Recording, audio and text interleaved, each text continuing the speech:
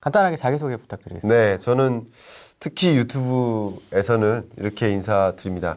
안녕하세요. 경제 읽어주는 남자 김광석입니다. 반갑습니다. 네, 안녕하세요. 일단 기본적으로 연구원이고요. 직책은 경제연구실장, 그리고 교수이고요. 작가죠. 책을 쓰니까. 네. 그리고 칼럼니스트, 칼럼을 많이 쓰니까 칼럼니스트이고요. 그리고 방송 출연을 하니까 또 방송인이기도 하고요. 네. 특히 이제 경제평론을 많이 하니까 경제평론가라고 볼 수 있고, 또 정책자문을 많이 합니다. 그래서 뭐 산업통상자원부나 중소벤처기업부, 이번에 국토교통부, 기획재정부 이런 자문위원으로서 정책자문을 많이 하다 보니까 또 자문위원이라고도 볼 수 있고, 주로 이제 여러분들을 많이 만나 뵙고 대중 강연을 통해서 경제 지식의 대중화를 꿈꾸고 있습니다. 좀 적중한 사례들이 있을 것 같아요. 네. 네, 좀 어떤 게 있었을까요, 지금까지? 솔직히 말씀드리면 매년 경제전망책은 10월 달에 발간을 하려고 하고 있거든요. 네. 하고 있습니다. 네. 그럼 10월 달에 내년을 전망하는데요. 그 전망을 한다는 것은 그냥 상상이 아니라 그걸 전망할 수 있는 근거들이 있어요. 그걸 이제 선행지표라고 합니다. 선행지표. 예를 들면 2년 후에 분양 물량이 몇 개가 될까를 전망할 때 네. 국토교통부의 건설 인허가 건수를 보면 그 예측이 가능해요. 바이든 후보가 당선이 되면 어떤 경제 질서가 구현이 될까, 어떤 산업이 또 유망할까를 보는 방법은 바이든 후보의 이미 제공이 되고 있는 경제 공약을 보면 알 수 있어요. 그리고 각 정부 부처에 무슨 이행 계획들이 있습니다. 그런 것들을 보면 정부가 어떤 정책 지원을 해 나갈까를 알 수 있어요. 네. 그러니까 그런 여러 가지 선행 지표, 그런 것들을, 아니면 고용 여건을 보면 소득 수준이 얼마나 늘어나는지 줄어드는지를 판단할 수 있고, 그게 6개월 후에 소비로 영향을 줘요. 그러니까 그런 것들을 보면, 선행 지표격인 것들을 보면 경제를 전망할 수 있는 거죠. 그래서 솔직히 말씀드리면 뭐 예상이 틀린 게 거의 없는 것 같고요. 네, 솔직히 아, 그렇습니까? 없는 것 같고요. 네. 전혀 예상하지 못했던 일이 하나 있었는데, 그게 코로나19를 전망하지 못했다는 아, 거. 그거는 뭐. 예, 물론 코로나19로 인해서 부수적으로 발생한 일들이 있는데 그런 것들도 예상하지 못했죠. 예를 들면 2020년 경제 전망에서는 수소 경제를 제가 얘기를 했습니다. 그 수소 경제 얘기를 할 때 코로나19를 전망하지 못했기 때문에 도쿄올림픽이 연기될 거를 예상하지 못했죠. 아, 그쵸. 그것도. 그러면 도쿄올림픽에서 일본이 수소 산업을 적극적으로 드라이브를 거는 것을 예상을 했었거든요. 네. 마치 평창 동계올림픽 때 우리가 5G를 선보였던 것처럼 네. 일본은 수소 산업을, 수소 사회를 적극적으로 보여줄 계획이었어요.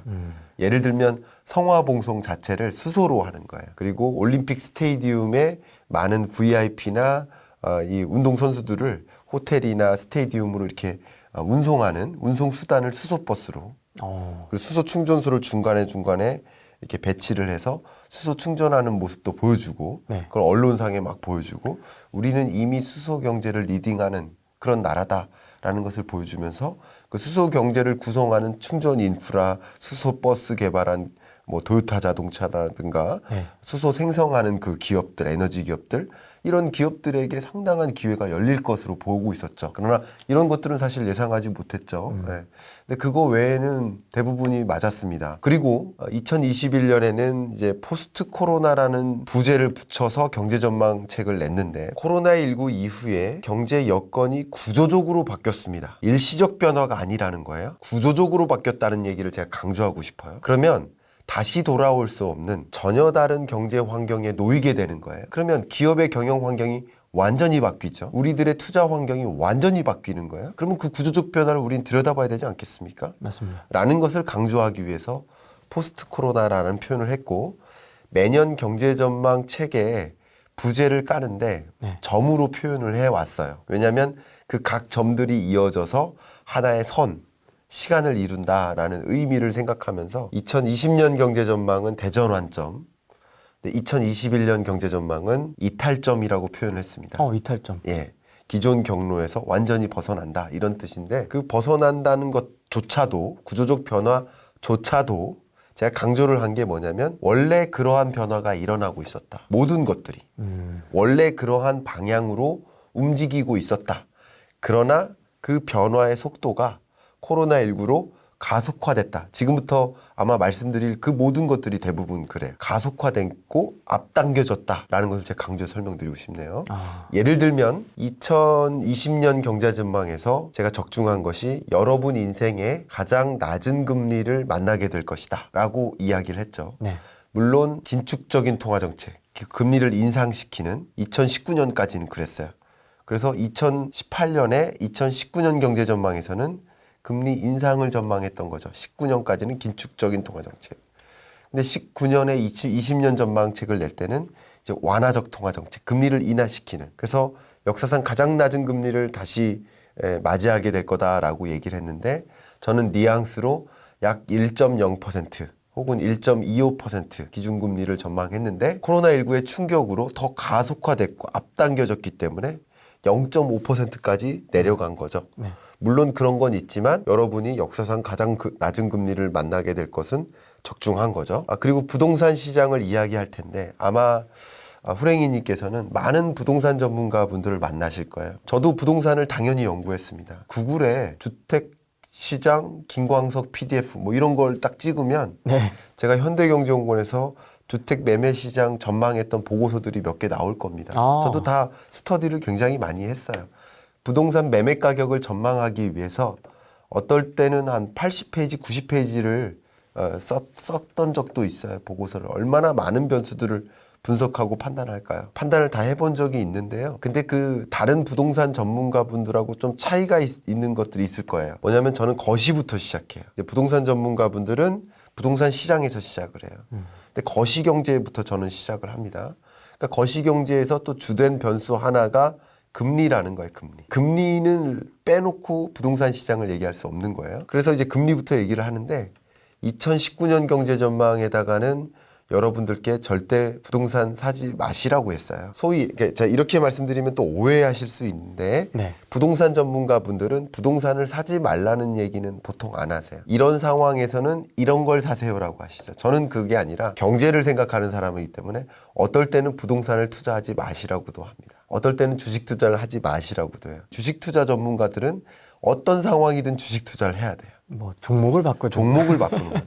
저는 그냥 판단이 올해는 주식 투자하지 마시라고도 합니다. 네, 이런 식으로 얘기를 해요. 예. 올해는 금 투자다. 올해는 달러 투자다. 네. 그러니까 거시 경제이기 때문에 조금 더 투자 대상에 대한 판단도 합니다. 이런 상황에 부동산 투자하지 말라고 할 수도 있겠지만 어떤 부동산은 분명히 상승세가 있을 거예요.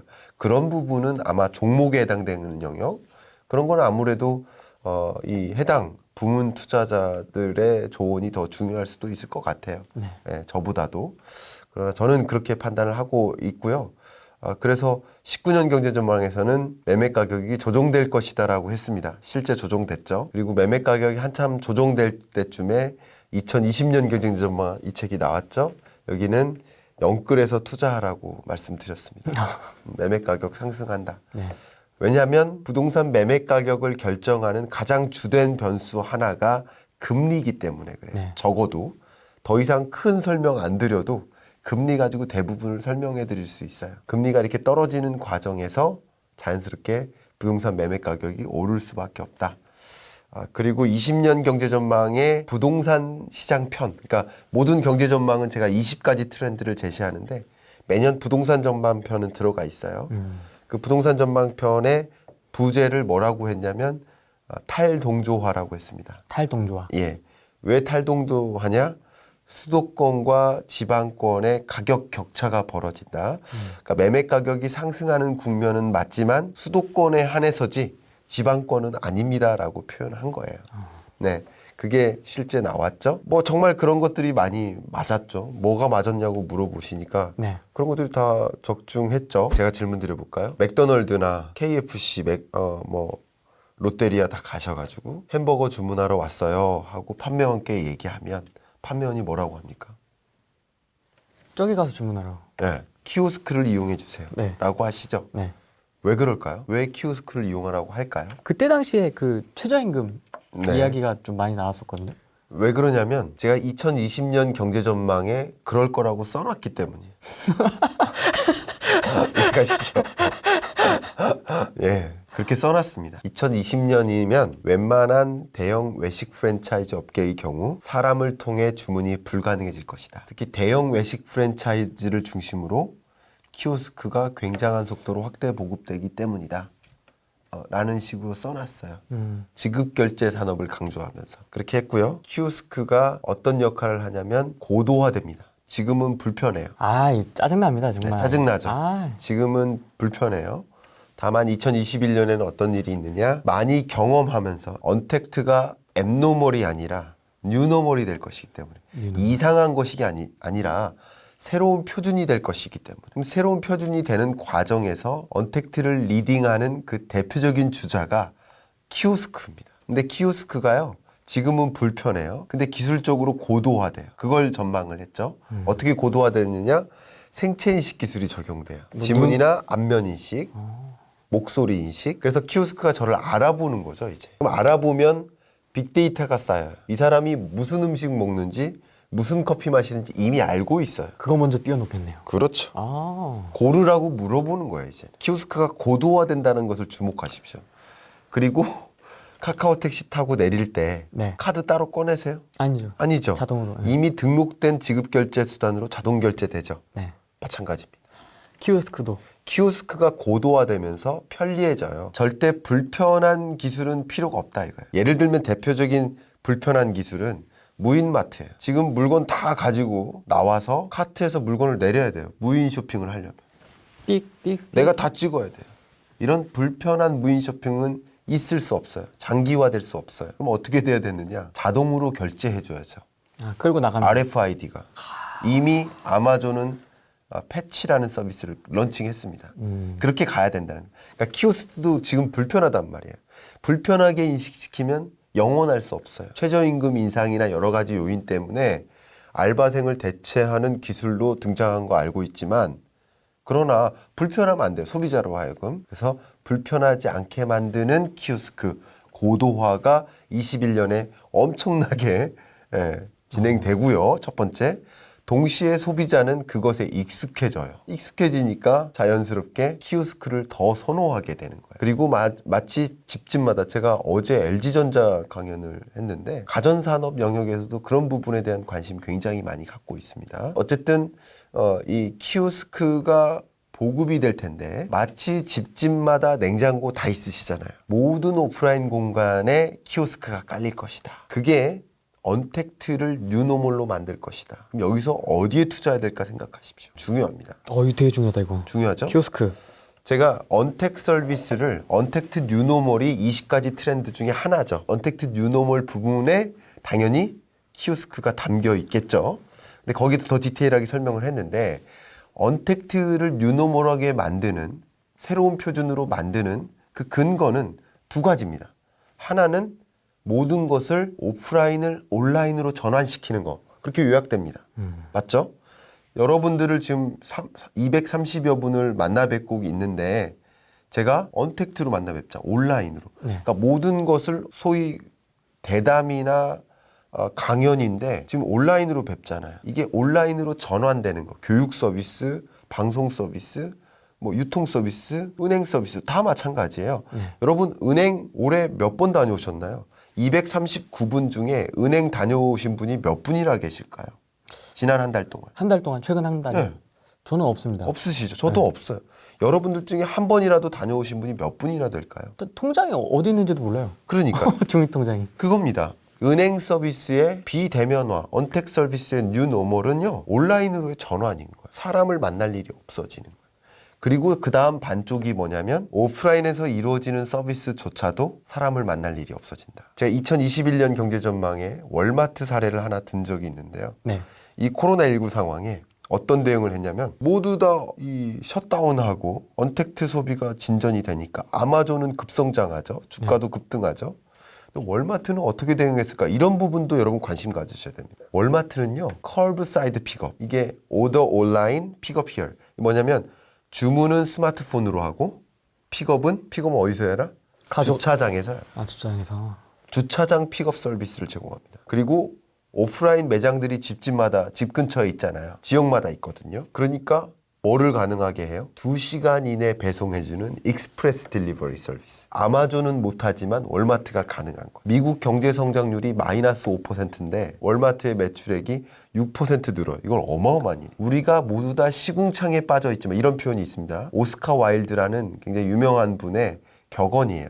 모두가 시궁창에 빠져 있지만 같은 결과가 초래되는 건 아니다. 이 시궁창에 빠져 있지만 어딜 바라보는가, 어떻게 대응하는가에 따라서 그 결과는 달라질 수 있다. 월마트의 대표적인 사례죠. 이런 것들이 여러 가지 언택트가 가능한 서비스를 구현해내는 거예요. 그게 더 비용 효율적이고 그걸 더 선호하게 되고 기술적으로 가능해지고 그 기술적으로 가능해지는 영역에서 가장 중요한 기술 영역이 바로 생체인식 기술이다. 왜냐하면 나임을 인증하고 지급결제 수단을 같이 등록하는데 가장 대표적인 기술이 바로 생체인식 기술. 지문 정맥, 홍채, 얼굴 인증, 목소리 인증까지. 목소리까지. 예. 그래서 이미 중국의 ABC라는 은행 아세요? Agricultural Bank of China. 그러니까 농업은행이라고 합니다. 안면인식계에서는 제가 아는 한 바이두가 제일 세요. 바이두가 개발한 안면인식 기술을 ATM에 삽입했고요. 은행에 가는데 통장 필요 없어요. 카드 역시 필요 없어요. 은행 가면 신분증 제시하라고 하죠. 필요 없어요. 얘가 나를 알아보는 거죠. 무인은행 서비스를 이용합니다. 이런 식으로 언택트가 은행마저 된다. 우리 상상해 보세요. 언택트가요. 은행마저 되고요. 공항마저 됩니다. 우리 신분증 제시해야 제주도 간다고 생각하시잖아요. 아닙니다. 저는 이미 등록했어요. 2분밖에 안 걸려요. 등록하는 절차도 이제 언택트로 바뀌었어요. 키오스크에다가 신분증 대고 손바닥 대고 나를 등록하는 거예요. 등록하는 과정마저 직원이 사라졌어요. 그러면 나를 인증하는 절차가 신분증 제시가 아니라 손바닥에 지문 정맥을 제시하는 거예요. 다만 좀 더 디테일하게 가면 생체인식 기술 하나만 적용하면 불안해요. 왜냐하면 오류율이 있을 수 있으니까. 네. 그래서 지문과 정맥을 같이 등록하는 거예요.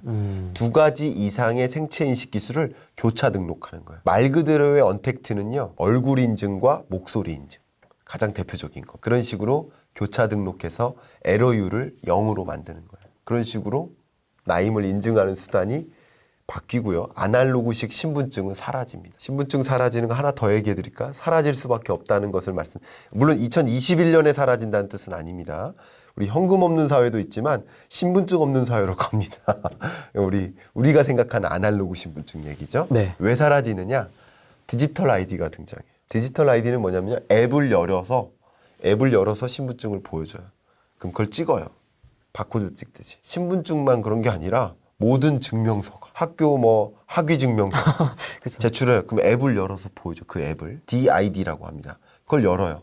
그걸 열어 보여주면 블록체인이 기반이 되고 있어서 학교가 지켜보고 있다 이렇게 생각하시면 돼요. 지켜보고 있는 거예요. 그러니까 264분이 단톡방에 계시잖아요, 소위. 네.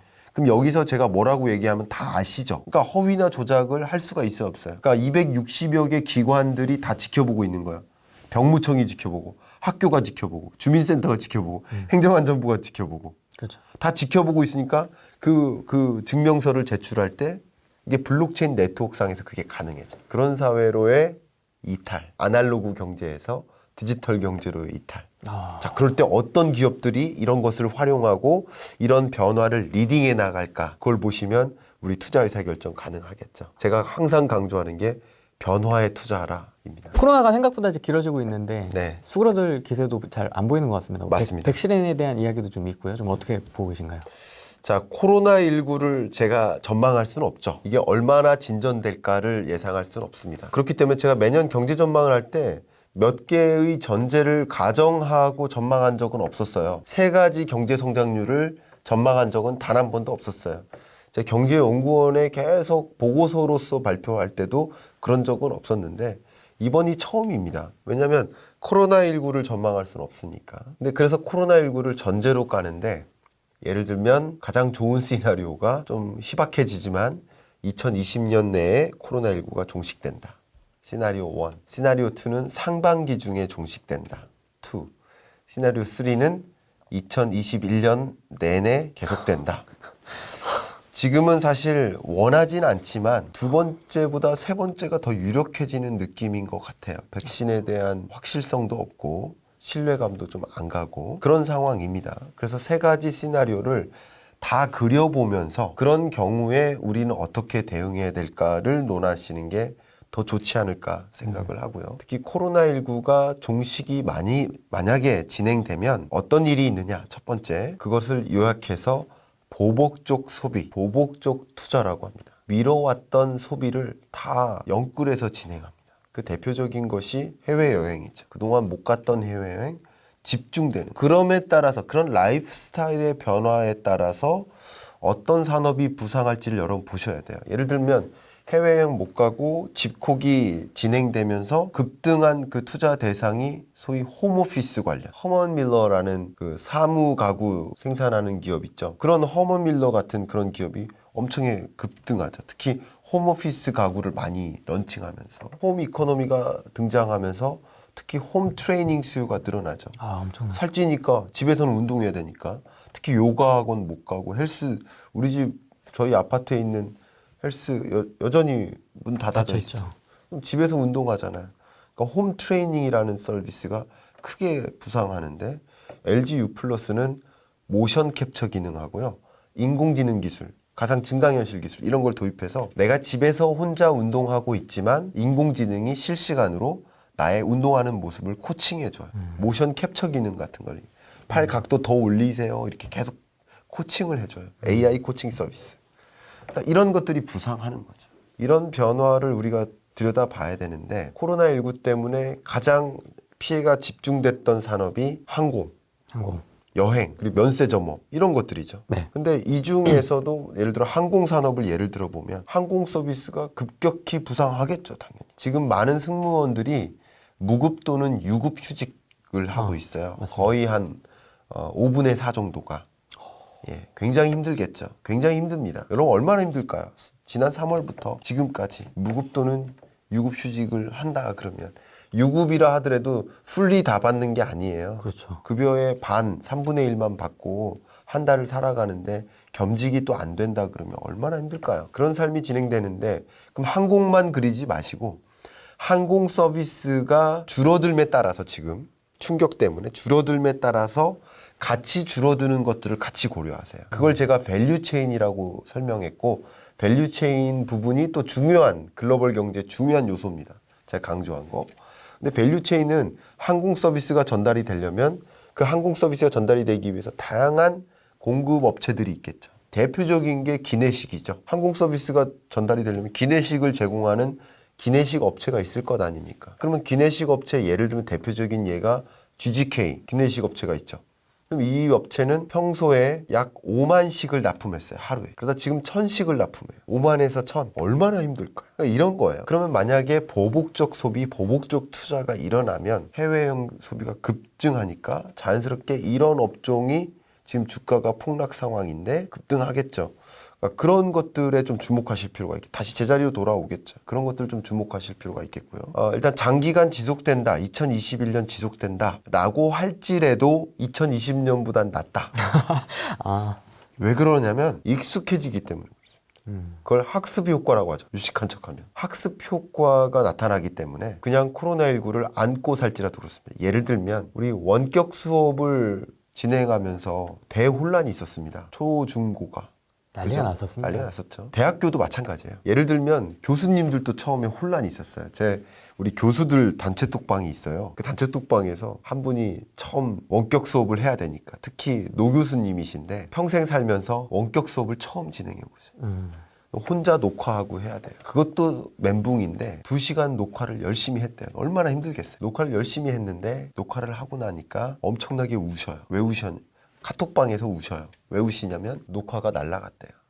저장이 안 됐대요. 그 얘기를 하니까 어떤 또 여교수님이 뭐라고 하냐면 동감한다고. 나도 2시간 녹화 끝냈는데 저장 잘 됐는데 보니까 음성 녹음 버튼을 못 누르셨대. 처음에는 이런 엄청난 혼란이 있었던 거예요. 뿐만 아니죠. 기업들은요. 수출 계약이 다 철회돼요. 그리고 수출 계약하려고 다 작업해왔던 거. 여러 번 바이어 미팅하고 해왔던 거. 수출 계약을 성사를 못 시켜요. 해외 가기가 어려우니까. 그러니까 대혼란이 있었던 거죠. 근데 지금은 비대면 수출 계약 플랫폼이 등장했어요. 코트라가 그런 부분을 지원해요. 그리고 원격 미팅 같은 것들이 원활해졌어요. 바이오와의 미팅을 계속해요. 박람회도 온라인 박람회 합니다. 제가 코트라의 세계로 포럼이라고 있어요. 매년 주최 굉장히 큰 포럼인데 제가 올해 그거에 참여했거든요. 처음으로 온라인으로 진행했어요. 그런데도 굉장히 성대하게 진행됐고 오히려 더 많은 사람들이 참여했어요. 왜냐하면 우리 이 대담을 다 와서 보세요 하면 26분이 오셨을지 모르지만 비대면으로 보세요 하니까 260분이 오셨잖아요. 그런 거죠. 그러니까 이게 다 익숙해지는 거예요. 그리고 초반에 우리 재택근무 얼마나 혼란이 있었습니까? 그리고 막 국민들 막 사재기하고 마스크 난이 있었고 마스크 난. 선진국들은 마스크 공장 하나 없어가지고 난리가 났었거든요. 맞습니다. 그러니까 이런 혼란이 없어지는 거예요. 재택근무에 오히려 재택근무를 해보니까 이거 효율적이네? 라는 것을 깨달은 거예요. 그래서 오피스를 줄여나가요, 오히려. 그런 일들이 벌어지면서 익숙해지고 또 기술적인 뒷받침이 마련되면서 그리고 줌뿐만 아니고 다양한 또 비대면 플랫폼들이 등장하면서 심지어는 정부도 만들었어요. 정부에서 만든 플랫폼이 있는데 제일 후져요, 솔직히. 죄송합니다. 근데 제일 후져. 왜냐하면 제가 문체부 강의나 이런 것들은요, 정부 관련 강의는 또 그 정부 플랫폼을 이용해야 돼요. 왜 그 후진 플랫폼을 이용하는지 모르겠어요. 이렇게 좋은 플랫폼들 많은데. 그래요. 이거 지금 유튜브 플랫폼이죠. 네. 훨씬 좋은데. 이런 걸 이용 안 해요. 근데 어쨌든 그런 대혼란이 있었는데 제가 뭐라고 얘기했냐면 책에다가는 이미 알고 있는 불확실성은 더 이상 불확실성이 아니다. 다 알고 있기 때문에. 학습 효과가 나타났기 때문에 그런 혼란이 없습니다. 그래서 올해보다는 2021년 경제는 당연히 나아집니다. 그러니까 올해 세계 경제 성장률이 정말 충격적이었는데 이걸 벗어나는 이탈점이다. 그래서 이탈점이라고 표현했습니다. 이 상황을 좀 빨리 벗어나기 위해서 좀 선택과 집중을 해야 된다고도 말씀을 하셨었잖아요. 네, 맞습니다. 너무 중요한 말씀이시네요. 이렇게 적절한 질문을 하세요.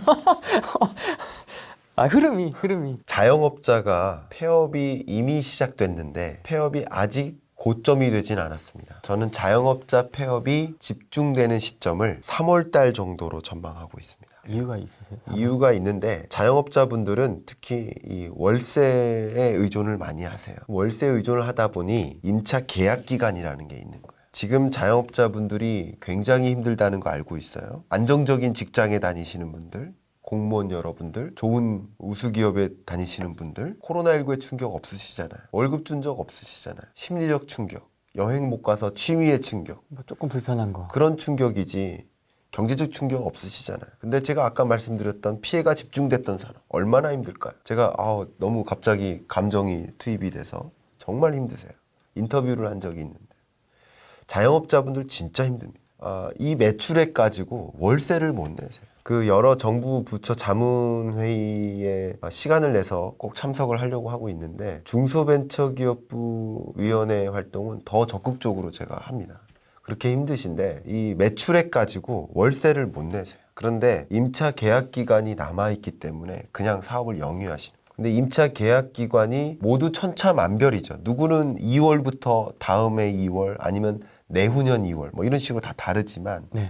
어쨌든 코로나19의 충격이 집중됐던 약 3, 4월 그때를 기점으로 1년이 되는 시점에 자영업자의 폐업이 집중되는 시점인 거예요. 그렇기 때문에 2, 3, 4월 이쯤에 폐업이 많이 집중됩니다. 그래서 제 중소벤처기업부에게는 이 코로나19의 충격이 영원하진 않을 거기 때문에 그렇기 때문에 소위 데스밸리, 죽음의 계곡을 넘어설 수 있도록 한시적인 지원을 해야 된다라는 것을 저는 강조하고 있는 사람이에요. 그런 부분을 여러분들도 그냥 스스로 대응하시는 것도 좋지만 정부 지원책 굉장히 많습니다. 제가 여러 가지 이야기 많이 하는데 책에다가도 항상 강조하는 게 정책 지원을 활용하셔라라고 얘기해요. 정책 지원 굉장히 많아요. 그 정책 지원의 요소 중에 하나가 한국판 뉴딜 지원 정책이에요. 한국판 뉴딜 사업이 그냥 R&D 지원하고 뭐 산업을 전환시키는 그런 노력인 것뿐만 아니라 정책 지원을 통해서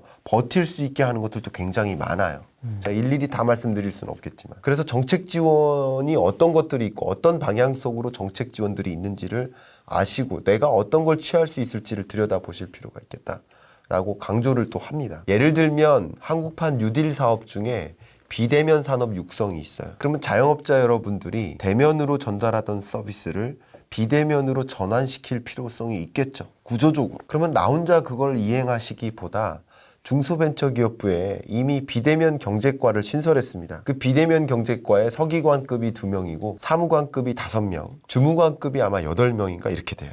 꽤 크네요. 새로운 과를 신설했고 그 과의 과장님, 서기관님이 제 지인이에요. 그래서 많이 물어봤죠. 결국 그 중소기업들이 비대면 산업으로의 전환을 할 수 있도록 지원을 해주겠다 하면서 만든 거죠. 그러니까 그런 지원책들을 활용하시면서 이겨내실 필요가 있겠다. 그런 말씀을 드리고요. 선택과 집중이라는 컨셉에서는 여러분들이 이제 내가 그동안 영위했고 지금까지 이거밖에 안 했으니 내가 앞으로도 이것만 할 거야 하는 그런 방식의 사업 의사결정보다는 앞으로 이 산업의 패러다임이 이렇게 바뀌니 나는 어떤 데 집중할까? 어떤 변화에 걸맞게 나의 비즈니스 모델을 바꿀까를 좀 주목하실 필요가 있겠다. 그런 데에 더 선택하시고 집중할 필요가 있겠다. 그 말씀을 드리는 거고요. 네.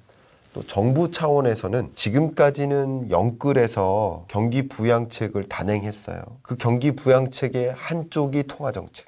금리 인하, 무제한 양적 완화. 이건 우리나라 역사상 있었던 일이 아니에요. 처음 있는 일. 그리고 재정정책 4차 추경. 4차 추경은 저희 역사상 처음 경험. 1960년대 이후로 처음이에요. 그만큼 정말 적극적으로 경기 부양을 위해서 돈을 쓴 거다 이렇게 생각하시면 돼요. 그랬는데 그게 맞다라고도 생각해요. 경기 부양을 적극적으로 하니까. 그러나 지금부터는 재정 적자를 우려해야 되고 그걸 이제 부채 경제라고 책에다가 표현을 했죠. 지금부터는 재정 적자를 고민해야 되고 그걸 감안해서 경제 정책을 단행해야 되기 때문에 뭐라고 표현했냐면 세수를 고려한 세출. 그러니까 한 단위 예산을 쓸 거면 그걸 통해서 이 기업이, 이 조직이 견조하게 성장하면 소득세, 법인세 낼 거 아니에요. 그죠? 네. 그래서 세수로 연결될 수 있도록 타겟이 명확한 경기 부양책, 타겟이 명확한 지원책을 마련해야 된다. 그래서 선택과 집중이라는 표현을 낸 겁니다. 여러분들 스스로,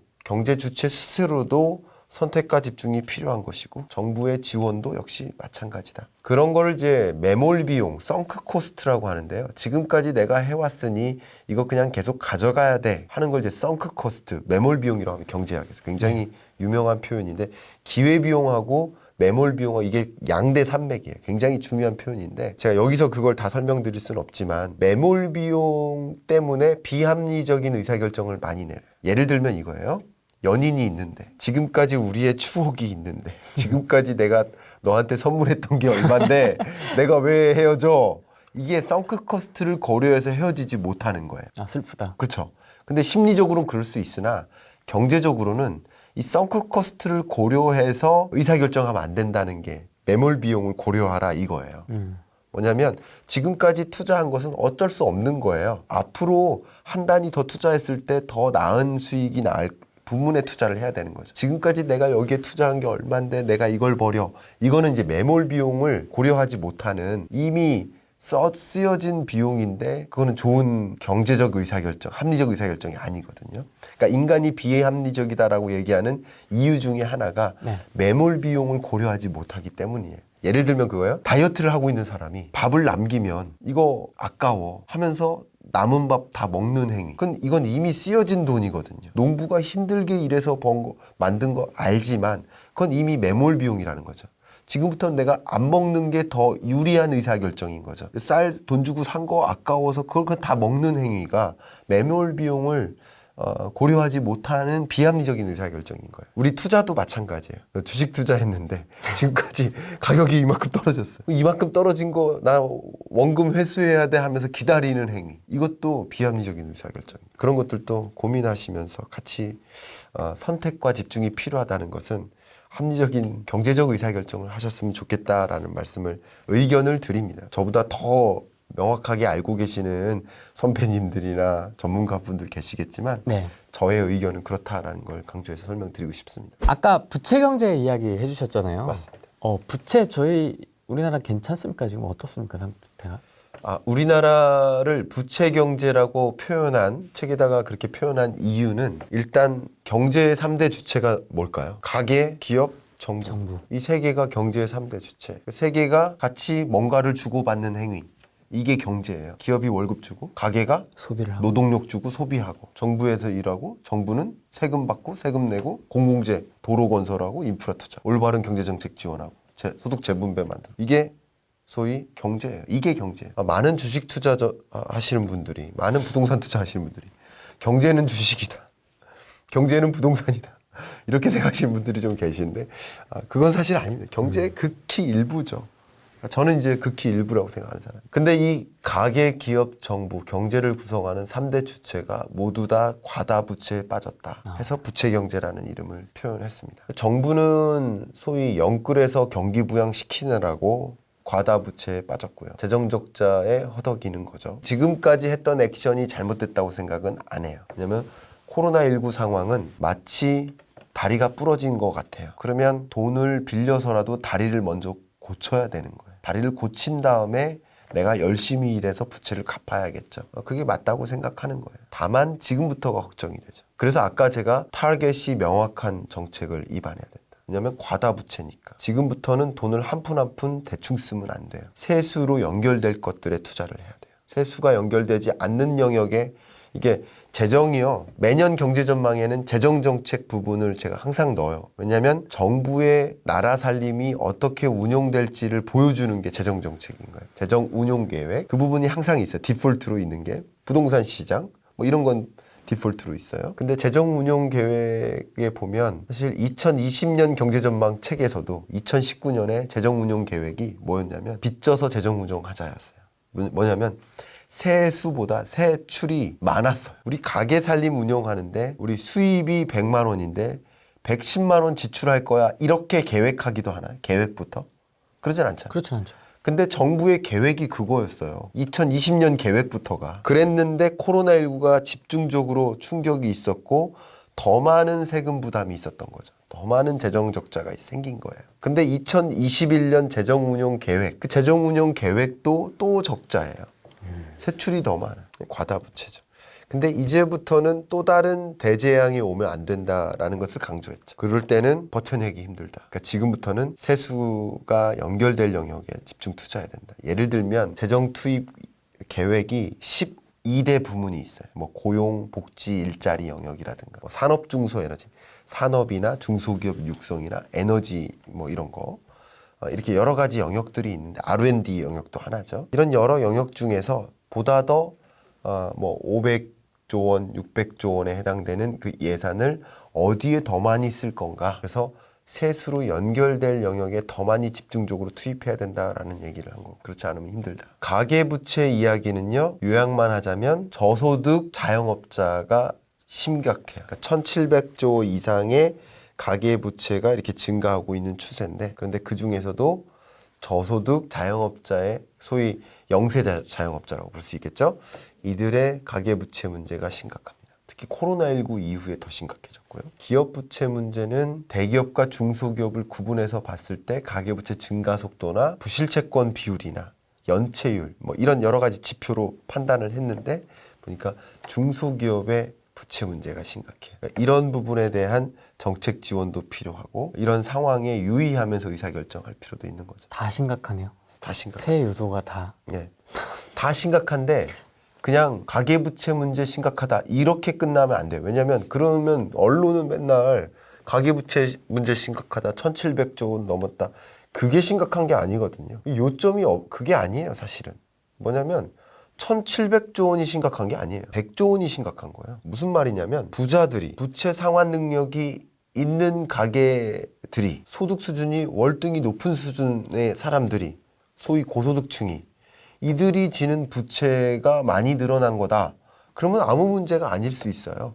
갚을 수 있는 부채니까. 갚을 수 없는 부채가 늘어날 때 문제인 거죠. 그러니까 전체 1,700조 원의 부채 문제가 심각한 게 아니라 100조 원에 해당되는 영세 자영업자들의 부채가 심각한 거예요. 생계비가 부족해서 생계비 마련을 위한 부채 의존하는 계층들. 그래서 1700조 원의 부채 문제를 해결하기 위해서 만약에 문제가 1700조 원 규모의 문제다라고 정리를 해버리면 가계부채 대책 자체가 이 규모를 줄이자가 돼요. 아, 그러네요. 그럼 잘못된 의사결정이 되는 거예요. 제가 국민경제자문회의에 가서도 그 부분 굉장히 중요하게 발제하고 피력을 한 적이 있어요. 규모의 문제가 아니다. 부채 규모를 줄이려 하지 마라. 뭐 안 늘어나는 거는 뭐 있냐 그러면. 그런데요 또? 그죠? 안 늘어나는 건 또 뭐 있냐. 다 늘어나는데. 그러니까 그게 중요한 거 아니야. 자산 가치 늘어나고 우리 금융자산 규모 늘어나고 비금융자산 규모 늘어나는 거. 이건 왜 생각 못 해요? 이게 늘어나는데 부채 증가 속도보다 더 빠른데? 그게 문제가 아니라는 거죠. 못 갚는 부채가 문제인데 못 갚는 부채는 뭘까를 파악해야죠. 이걸 취약차주라고 합니다. 취약차주. 네. 그러니까 다중채무자이면서 저소득계층이거나 다중채무자이면서 신용도가 낮은 저신용계층. 네. 그러니까 그 두 가지. 다중채무자는 채무의 종류가 세 가지 이상인 사람. 그 다중채무자. 그러니까 다중채무자이면서 저소득계층, 다중채무자이면서 저신용계층. 이들을 취약차주라고 하는데 취약차주가 지고 있는 부채의 규모가 5, 6%밖에 안 돼요. 그렇게 크진 않네요. 안 해요. 포션 자체가. 그리고 그 취약차주가 줄고 있어요. 취약차주가 짊어지고 있는 부채도 줄고 있고 취약차주 계층, 그러니까 전체 예를 들어서 차주, 그러니까 돈을 빌려 쓰고 있는 가계부채를 짊어쓰고 부채가 있으세요? 혹시? 네. 부채가 있는 사람도 있고 없는 사람도 있잖아요. 그러니까 부채가 있는 사람들의 수가 한 1000만 명이라고 본다면 1000만 가구라고 본다면 그중에 취약차주가 5, 6%밖에 안 되면 그러면 1700조 원의 문제가 아니라 취약차주가 짊어지고 있는 부채 규모 예를 들어서 100조 원, 200조 원의 문제인 거죠. 그럼 이들의 부채 문제를 해소하는 것과 1700조의 부채 규모를 줄이려는 의사결정은 전혀 다른 거죠. 어떻게 이들의 채무 상환 능력을 보존해 줄까에 초점을 둬야 된다는 거죠. 이 얘기는 언론에서 잘 못 들은 것 같습니다. 언론이 1700조 막 심각하다 이런 얘기만 소위 국민들을 제가 이렇게 기자분들도 계시지만 이제 기자분들도 많이 질문을 주세요. 근데 이런 부분이 문제다라고 얘기할 때도 있지만 그게 기사 카피로서 이게 바잉하지 않아요. 그렇죠. 1700조 원 폭탄 그림 우리나라 쓰러져 이래야 납득이 가요. 그래야 후킹이 딱 되니까. 그게 문제입니까? 그러니까 엉뚱하게 부동산 정책이 위반되는 거예요. 뭐냐면 가계부채 규모가 너무 많으니까 부채 규모를 줄여야 된다. 그래서 대출 규제를 넣어요. 부동산 시장이 그게 이게 맞냐고요. 그러니까 문제인식을 정확하게 해야 되는데 문제인식이 잘못되면 해결책도 잘못 나온다. 그러니까 1700조 여러분 한 번도 부채 규모가 줄어든 적이 없어요. 없어요. 네. 그게 제가 2014년에 제 기억에는 제 기억이 아닐 수도 있습니다만 제 기억에는 2014년에 가계부채 보고서를 낸 적이 있어요. 아니면 2015년이에요. 그 가계부채 김광석 PDF 구글에 하면 그 보고서가 나올 거예요. 네. 가계부채 김광석 PDF 하면 네. 한 두세 개 나올 겁니다. 그때 제가 인생 처음으로 메이저 신문 1면에 나온 적이 있어요. 왜냐하면 그때 14년인가 15년 제가 기억을 못하면 죄송합니다만 그때 가계부채가 1000조 원 돌파. 두둥. 1000조 원 돌파 폭탄 그림. 우리나라 쓰러져. 그럼 1000조 원 돌파하면 우리나라 쓰러지고 1100조 원 돌파 왜 안 쓰러져요? 1700조 원까지 왔어. 매년 가계부채 규모는 늘어난다. 가계부채 규모만 늘어납니까? 자산 가치도 늘어나고 금융자산 규모도 문재인 욕하는 거 아닙니다. 절대 문재인 욕하는 거 아닙니다. 지금 이 얘기는 또 박근혜 시절부터예요. 절대 저는 제가 맹세코자 정치 세계 기초에서 경제를 판단한 적은 단 한 번도 없습니다. 저는 맹세코자 말씀드립니다. 근데 오해를 하시더라고요. 왜냐하면 어떤 유튜브 채널에서 이야기를 하면 그 정책에 대해서 비판할 때도 있죠. 그렇죠. 그리고 그 정책에 대해서 칭찬할 때도 있죠. 네. 그러면 다양한 유튜브 채널이 10분짜리예요. 그럼 10분 동안은 그 정책에 대해서만 노네요. 그럼 그 정책에 대해서 비판할 때가 있겠죠. 또 어느 날은 그 정책에 대해서 칭찬할 때도 있겠죠. 동조할 때도 있고. 그러면 그 유튜브 채널에서 절 본 분은 이 사람 야당이야. 이 유튜브 채널에서 저 본 사람은 이 사람 여당이야. 아니 저는 그런 게 아니라 정치색 없이 저는 제 나름대로의 경제 판단, 제가 틀릴 수도 있겠지만, 그죠? 네. 제가 틀릴 수도 있지만 저는 경제만 바라보고 맞는 정책일까 틀린 정책일까를 저는 제 의견을 말씀드리는 건데 네. 보시는 분들은 그것만 보시니까 야당이네 여당이네 뭐 이렇게만 그리고 전혀 영상도 이렇게 다 보는 것도 아니고 잠깐 이렇게 워딩 나오는 거 몇 분 보고 딱 꺼버리고 그리고 그런 걸 그냥 판단해서 악플 다시는 분들은 그냥 카피만 봐요. 작년에도 부동산 가격이 떨어질 거라고 전망했대요, 누가. 악플로. 네. 작년에도 그랬으면서 올해도 떨어진다고 전망하네? 이런 식으로. 저 그런 적이 없는데. 그러니까 약간 카피만 보고 몇 가지 단편적인 얘기만 보고 책을 안 보셨으면서 책을 비판하는 거예요. 제대로 보신 분은 비판 잘 안 하세요. 우리 부동산 전문가분들도 그런 말씀 많이 하시는데 우리 인구절벽이라는 표현을 너무 쉽게 하시더라고요. 우리나라 인구 줄어든 적 없거든요. 인구 지금 안 줄고 있어요. 인구가 지금 통계청 전망에 따르면 2027년까지는 인구가 증가해요. 27년에서 8년 사이에 감소세로 접어들어요. 근데 누가 악플로 인구 줄었는데 인구 안 준다고 막 악플 달아요. 그럼 다른 사람들 그걸 믿거든요. 부동산 관점에서도 인구 너무 중요하잖아요. 이거 좋습니다. 네, 네. 좋습니다. 인구요 왜 안 주느냐 너무 중요한 얘기 해드릴게요. 자연 증감이 주는 거예요. 자연 증감이란 사망자가 출생자보다 많은 거예요. 그게 자연 증감이. 그러면 2019년 인구 더하기 출생자 빼기 사망자가 2020년 인구로 착각하시는 거죠. 플러스 알파가 있어요. 플러스 알파가 뭘까요? 외국인 유입액입니다. 외국인 유입 규모. 왜 외국인 유입 규모는 생각하지 않느냐? 외국인 유입 규모가 우리나라가요. 이거 한번 깜짝 놀라실 텐데 우리나라가 세계에서 외국인 유입 속도가 가장 빠릅니다. 그렇습니까? 네. 이건 처음 듣습니다. 그거는 제가 데이터가 다 있습니다. 그거는 뭐 필요하신 분은 도서관에서 빌려서 보세요. 미래 시나리오 2021이라는 올해 5월 달에 나온 책에 제가 써놨습니다. 인구에 대해서. 그거는 도서관에서 보셔요. 미래 시나리오 2021 필요하신 분은. 근데 OECD 국가들 중에서 우리나라가 전체 인구에서 외국인이 차지하는 비중은 거의 제일 낮아요. 거의. 그런데 외국인 유입 속도가 가장 빨라요. 그렇다는 얘기는 다른 나라처럼 외국인이 차지하는 비중이 어느 정도 올라갈 걸로 생각하면 당분간 인구가 늘어나요. 또 그런 얘기 하니까 어떤 분은 그러면 한국 오는 외국인이 얼마나 영세한데 그런 사람들이 부동산 살 수 있습니까? 뭐 이렇게 얘기하는데. 충분히 그런 질문 하시겠네요. 할 수 있는데 그분들도 집 살아요. 그래서 법인이 집을 사는 수요가 생기는 거고요. 다주택자들이 집을 사는 수요가 생기는 거고 그런 다주택자나 고소득자나 이 법인이 사는 집에 그 사는 사람들이 새 들어 살든 사는 거예요. 외국인 유입 규모를 왜 무시합니까? 그런 관점에서 제가 중장기적인 부동산 시장 관점에서는 소형주택에 투자하라라고 얘기를 많이 하죠. 소형주택과 대형주택 간의 가격 격차가 점점 줄어들죠. 실제입니다. 실제 저희 아파트에 47평 아파트와 41평 아파트의 가격이 같아졌습니다. 그러니까 이런 식으로 대형주택과 소형주택 간의 격차가 줄어들어요. 물론 이걸 격차가 역전되기는 어렵겠죠. 기본적으로. 그러나 소형주택에 대한 수요가 더 많기 때문에 항상 가격은 뭐에 의해서 결정됩니까? 수요와 공급에 의해서. 그 수요가 더 많아지면 가격이 올라갈 수밖에 없겠죠. 투자 가치가 높고 같은 부동산도 지금 현재의 경제정책, 이 부동산 정책이 아니라면 저는 그때는 뭐라고 얘기했었냐면 소위 박근혜 대통령 시절 2015년, 16년까지만 해도 제가 뭐라고 얘기했냐면 어차피 뭐 10억 가지고 20억 가지고 투자하시려면 대형주택 하나보다는 소형주택 여러 개가 낫다라고 얘기를 했죠. 그거는 지금도 유효해요. 다만 지금은 이주택자에 대한 규제가 강하기 때문에 다주택자에 대한 규제가 그러니까 또 다른 환경에 놓여진 거죠.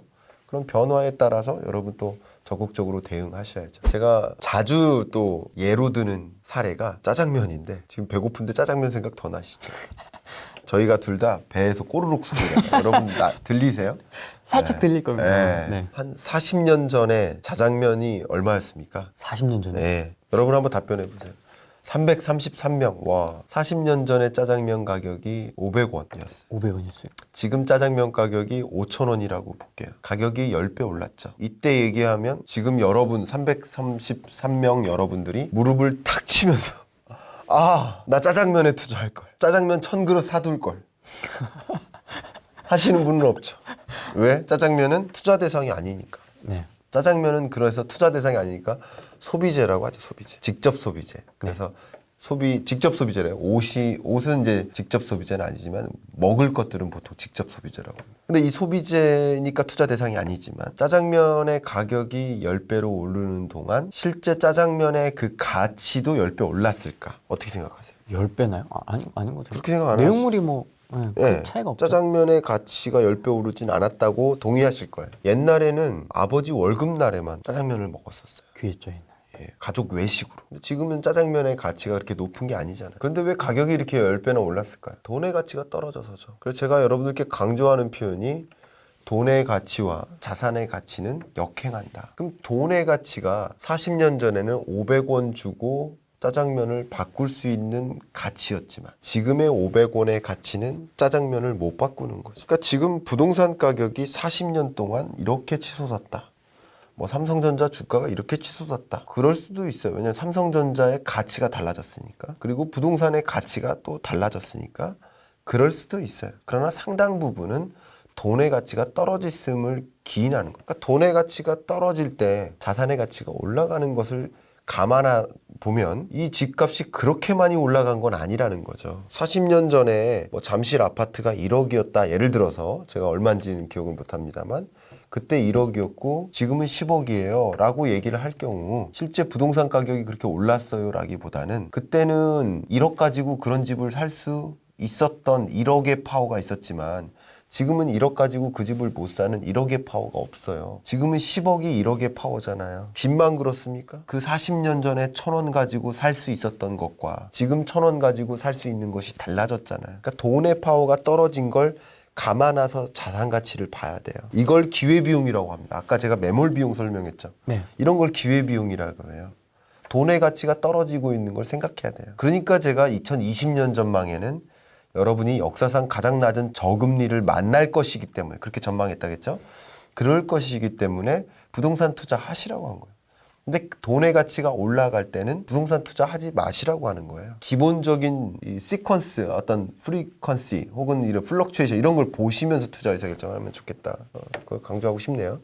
그렇기 때문에 아까 그 질문에 답변 드리면 기본적으로 돈의 가치는 중장기적으로 떨어질 것이기 때문에 기왕이면 내가 돈을 들고 있기보다 부동산 들고 있는 게 낫다. 기본적으로 저는 그렇게 생각합니다. 다만 이 부동산 정책 규제가 어디까지 규제하고 그 상승에 따른 그 초과 수익, 어떤 수익을 보는 어떤 영역에 대해서 내가 가져갈 게 많아지면 그것에 대해서 세금을 얼마나 때리는지에 따라서 실제 수익이 아닌 게 될 수 있기 때문에 네. 장담할 수는 없는 거예요.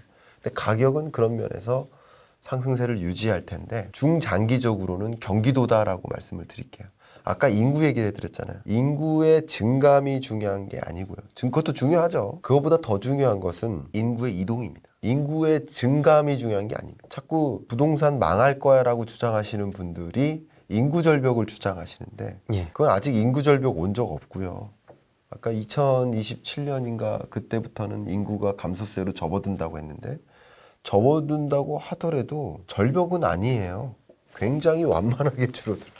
인구 절벽은 언론성 용어죠. 언론에서 기사 많이 보게 한 다음에 뭐 이렇게 해야 되니까 언론이지 인구의 감소세, 뭐 둔화세 이런 거지. 그리고 그때 되면 또 어떤 정책이 나올지 몰라요. 그렇죠. 출산 대책 이런 것들이 저출산이 심각한 나라일수록 그 저출산에 더 막대한 예산을 써요. 만약에 이거는 그럴 일이라고 보진 않지만 우리 지역마다 저출산 고령화 현상이 심각한 지역일수록 전남 뭐 순천 뭐 이런 지역일수록 저출산 고령화가 심각한 지역일수록 출산 장려금이 더 높아요. 그게 단적인 예죠. 몇 천만 원 주는 지역도 있어요. 그래요. 있어요. 그걸 활용할 수는 없습니다, 여러분. 왜냐하면 전제 조건이 있거든요. 거기에 몇 년간 살아야 되고 하는 그걸 뭐라고 하죠? 원정 출산한다고 뭐 그런 거 아니에요. 거기에 실제 시민이어야 되는 거예요. 그런 것처럼 출산 장려금이 엄청나게 올라갈 수 있는 거예요. 제가 유학 중에 쥐를 이용해서 연구하는 그 생물학 박사가 있었어요. 쥐요? 예. 그러니까 쥐를 활용해야 돼. 생물 연구를 하려면, 바이오 연구를 하려면. 뭐 시약을 투입하고 뭐 해야 되잖아요. 그러려면 되게 이거 좀 징그러운 얘기일 수도 있는데 쥐를 직접 키워야 됩니다. 그거 연구하는 사람들은 쥐를 직접 생산해야 돼요. 이해가죠? 죽일 쥐를 생산해야 되는 거예요. 그 흰쥐. 그럴 거야. 저 그 쥐를 본 적은 없지만. 근데 그 형님의 얘기를 들었었는데 쥐를 그냥 그 이 관에다가 생산을 시키다 보면 스스로 번식을 해요. 그러다가 쥐가 너무 많아지면 스스로 죽이나 봐, 누구를. 오. 그래서 줄어든대요. 그러다 또 너무 줄어들기 시작하면 다시 늘린대요. 그러니까 이게 뭐냐면 적정한 인구를 향해서 그들도 움직이는 거예요. 생리적으로.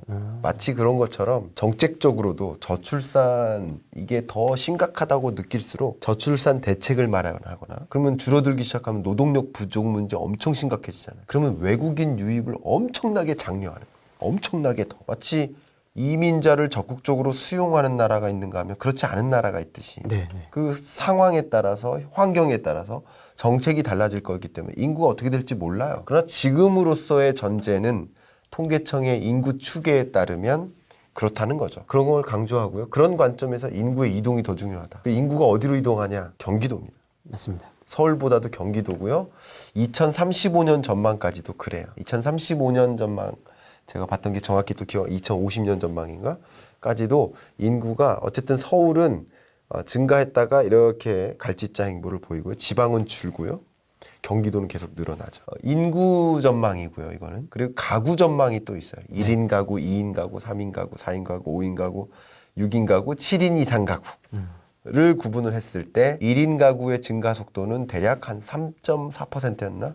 그렇게 높게 1인 가구가 증가해요. 그리고 2인 가구는 뭐 1점 몇 %로 증가해요. 3인 가구는 거의 0인 것 같고요. 증가율이. 그러니까 계속 3인 가구는 유지되고 4인, 5인, 6인 빠른 속도로 줄어요. 그러니까 당연히 대형 주택에 대한 니즈는 줄고 소형 주택에 대한 니즈는 커지니까 이것만 요약해 본다면 중장기적으로 자, 내년 전망 아닙니다. 이거는 중장기적으로 소형 경기도 주택 투자는 유망할 수 있겠구나 이렇게 유효하다. 보는 거고요. 부동산 전망을 할 때 또 중요한 요소 하나가 가치예요. 가치. 그 지역의 가치, 땅의 가치. 가치끼리 비교하셔야 돼요. 그러니까 서울시를 놓고 어디에 투자해야 될까 뭐 이런 것들을 고민하시면 당연히 어느 지역에 더 많은 가치 상승폭이 나타날까 그걸 보시는 게 중요해요. 다시 말하면 이미 도시가 형성돼서 더 이상 들어설 게 없고 더 이상 지하철이 빼곡해서 더 들어설 지하철이 없으면 가치 상승폭이 낮겠죠. 주거 조건은 좋겠죠. 그러니까 여러분 제가 가치 투자를 하셔라라는 것을 말씀드리는 건 아니에요. 여러분이 주거 조건이 좋고 교육 환경이 좋은 곳에 거기서 터를 잡고 살아가시는 것도 필요해요. 다만 그런 지역은 가치의 상승폭은 낮겠죠. 그러나 서울시 중에서도 아직 지하철이 없는 지역, 아직 어떤 뭐 생활 편의 시설이 들어서지 않은 지역, 아직 교통이나 혹은 뭐 교육 시설이 충분하지 않은 지역은 향후에 그런 것들이 들어설 여지가 많은 영역이 있겠죠. 인프라가 많이 보급되는 그런 지역은 지금의 가치보다 더 높아지겠죠. 그런 가치가 높아질 지역을 중심으로 투자 의사결정할 필요가 있겠다. 가끔 나는 아이 키워야 되는데 교육 중요한 그러면 그 가치 투자를 고려하지 못하는 거죠. 선택의 문제죠. 선택. 그럼 나는 교육에 더 투자하는 거죠. 여러분 돈 버는 투자보다 나의 투자하고 나의 자녀의 성장에 투자하는 거 그거만큼 더 중요한 투자가 어디 있습니까? 그렇죠. 그럼 그건 선택의 문제인 거지. 집 가격을 높게 가져가는 것은 또 그게 더 중요한 투자일 수도 있겠죠. 이 집을 가지고 투자하는 게 굉장히 중요하다고 생각하기 때문에 2013년 6월에 처음 내 집 마련을 했고요. 부채를 영끌해서 갖고 있던 돈보다 부채가 더 많았어요. 와, 타이밍 장난 아니네요. 그때 2013년 6월이었는데 아시는 분 아시겠지만 글로벌 금융위기 이후 주택 가격이 최저점인 게 2013년 6월입니다. 2013년 4월에 제가 주택시장 관련 보고서를 낸 적이 있어요. 그때 현대경제연구원에서 경제연구원에 있는 연구원들이 부문을 돌아가면서 연구를 해요. 6개월마다 대략인 거예요. 뭐 이번 6개월은 물가, 이번 6개월은 금리, 이번 6개월은 부동산, 뭐 이런 식으로. 그때 마침 부동산을 하고 있었고 그때 4.1 대책이 나왔었죠. 그때 샀습니다. 저희 투자자들 사이에서 좀 빨리 들어갔다 하면 15년이고요. 정말 선견지명이 있어서 빨리 하시는 분들이 13, 14년도에 들어갔었거든요. 그때 제가 아는 많은 지인들한테는 같이 연끌해서 사야 된다고 했는데 그때 한 번도 빚져보지 않은 사람들은 되게 무서웠죠. 그렇죠. 그리고 그때까지 떨어졌으니까. 네, 분위기가. 무서웠죠. 그때 금매들이 막 쏟아졌던 시점이죠. 그랬는데 저는 그렇게 전망했고 그렇게 투자했고 더 중요한 거 말씀드릴까요? 그 2013년 4월 계약 이후에 4번 집을 바꿨습니다. 집을요? 네. 어. 바꾸는 과정에 필요한 시점에는 전세로 전환하기도 했습니다. 실제로. 왜? 나를 전세로 만들어야 돼요. 그래야 가장 좋은 타이밍이 곧 올 거기 때문에 그때 집을 바꿔요. 그렇게 피곤하게 살아야 됩니까? 라고 하지만 여러분 2억 모으려고 생각해 보세요. 얼마나 피곤할지. 그게 덜 피곤해요. 아, 그렇죠. 이해가시죠? 네. 그럼 이사 갈 때마다 2억씩 모은다고 생각해 보세요. 만약에. 그럼 그게 덜 피곤한 일이에요. 네. 저희 아마 시청하시는 분들은 공감하실 겁니다. 그래요? 예. 다주택자분들이시라서. 그렇게 피곤하게 살아야 되느냐? 예, 저는 개인적으로 지금은 주식 투자를 못 하고 있고요. 뭐, 그러니까 이 소속 때문에 소속과 특정 직급 이상은 이제 주식 투자를 못 하게 돼 있어요. 네. 그래서 못 하게 되어서도 있지만 주식 투자는 좀 피곤해요. 많이 고민을 해야 되니까. 그래서 저는 부동산 투자는 계속 하고 있습니다. 아, 그렇습니까? 그리고 저는 이미 기억은 안 나는데 2017년이었나 18년이었나 저를 단주택자로 만들었습니다. 1주택자로. 저 이미 만들었습니다. 문재인 대통령의 경제 공약이었는데 그거 보고도 나를 2주택자로 유지하는 것은 좋은 방법이 아닙니다. 공약에 나와 있다고요. 제가 전망하는 게 아니라 공약에 나와 있는 걸 바탕으로 우리 전망해야죠. 아, 그래서 똘똘한 한 채로 딱 당연하죠. 정리를 하셨군요. 너무나 당연한 거예요. 딱 그 공약 보고. 예. 당연한 거라니까요. 저도 그렇게 투자하고 있습니다. 아. 그러니까 그게 피곤한 일이 아니라는 거예요, 여러분. 아. 그게 덜 피곤한 거예요. 굉장히 기민하게 이렇게 착착착착 움직이시네요. 예. 아, 그렇죠. 아, 고위급으로 갈 수 있겠어요. 예, 고위급으로 갈 수 있어요. 저 이거 되게 비판하는데 저는 솔직히 그렇습니다. 그 어떤 정책도 좋은데 이 부동산 정책이 이게 맞는 건가 하는 우려는 굉장히 많이 제기하고 있어요. 아마 책을 보시는 분은 아시겠지만 되게 싫어합니다. 부동산 정책만. 한국판 뉴딜은 되게 응원해요. 정치를 비판하는 게 아니라는 걸 지금 이해하실 수 있을 겁니다. 정책을 비판하는 거. 근데 일단 적어도 아니 세상에 우리 아까 말씀하신 분 네. 믿어버렸어요님. 아니 세상에 청와대 고위 공직자를 뽑는데 그 요건 중에 다주택자만 안 된다. 그러면 아들 있는 고위공직자는 안 된다 하시죠. 군대 문제가 있을 수 있으니 군대 안 나온 고위공직자는 안 된다 하시죠. 아니 그렇게 되면 저는 반대입니다. 솔직히 다주택자 아닌 사람을 고위공직자 올리는 걸 저 반대합니다. 그렇게밖에 못 사셨나요? 저는 그런 의문을 듭니다. 자기 경제 관리를 그거밖에 못했나요? 고위공직자로 올라가는 동안 소위 55세 정도는 되잖아요, 적어도. 그 정도 되시는 분들이 집 두 채 하나 마련하지 않으셨습니까? 저는 그런 분이 고위공직자로 가서 경제정책을 위반한다는 거 저는 반대합니다, 개인적으로. 심각하게 반대합니다. 아, 좋습니다. 심각하게. 이거는 사람마다 생각이 있으니까 다 존중하는데 저는 반대한다는 뜻이에요. 저는 동의하지 않습니다. 네.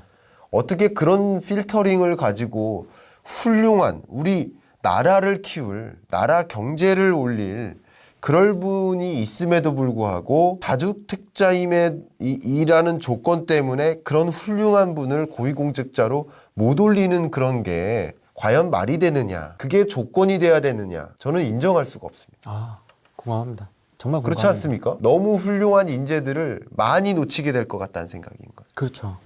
네. 이미 이 추천을 올릴 때부터 일단 필터링이 딱 돼버리니까 그 역량이 충분히 있는 분들인데도. 그 예를 들면 과학기술 부문에 고위공직자를 영입해요. 그러면 그 과학기술 부문에 인공지능 부문으로 연구를 많이 하셨다든가 훌륭하게. 아니면 그 부문에 산업을 엄청나게 일으킨 경험이 있다든가 벤처로 성공해가지고 그래야 과학기술 분야를 어떻게 리딩해야 될지 방향성을 어느 정도 더 아실 거 아닙니까? 그럼 그런 분들이 가난하겠습니까, 세상에? 그런 분들이 2주택자 없겠어요? 그렇죠. 그럼 가난한 성공하지 못한 사람을 고위공직자로 올릴 겁니까? 그게 맞는 방법이냐 이거. 그렇죠, 그렇죠. 너무 속상합니다 저는. 제가 솔직히 어제 그저께 모임이 있어서 모임에 갔는데 그 중에 한 분이 우리 청와대 비서관인데 단주 1주택자에 부동산 신경 안 쓰시는 분이에요. 정말 훌륭하세요. 그분은 이제 정책하고 일자리 부문에 중점을 두는 비서관인데 네. 제가 굉장히 존경하는 분입니다. 제가 굉장히 존경하는 분. 물론 있으시죠. 그러나 훌륭한 후보가 있음에도 불구하고 그게 필터링이 돼서 그 공직 자리에 오지 못한다? 그럼 우리나라를 어떻게 이끌 것이냐 걱정이 됩니다. 개인적으로. 정책 이야기 나온 김에 예. 임대차 3법까지 아무튼 나왔어요. 8.4 공급 대책까지 나왔는데 네. 정책 어떻게 보시는지도 궁금합니다. 갑자기 울분이 쏟아졌는데 네. 제가 이런 마음에 안 드는 부분에 대해서는 좀 감성적으로 이야기를 전달하는 경향이 있어요. 아, 너무 좋습니다. 그래서 주의보를 먼저 울려놓겠습니다. 감성주의보.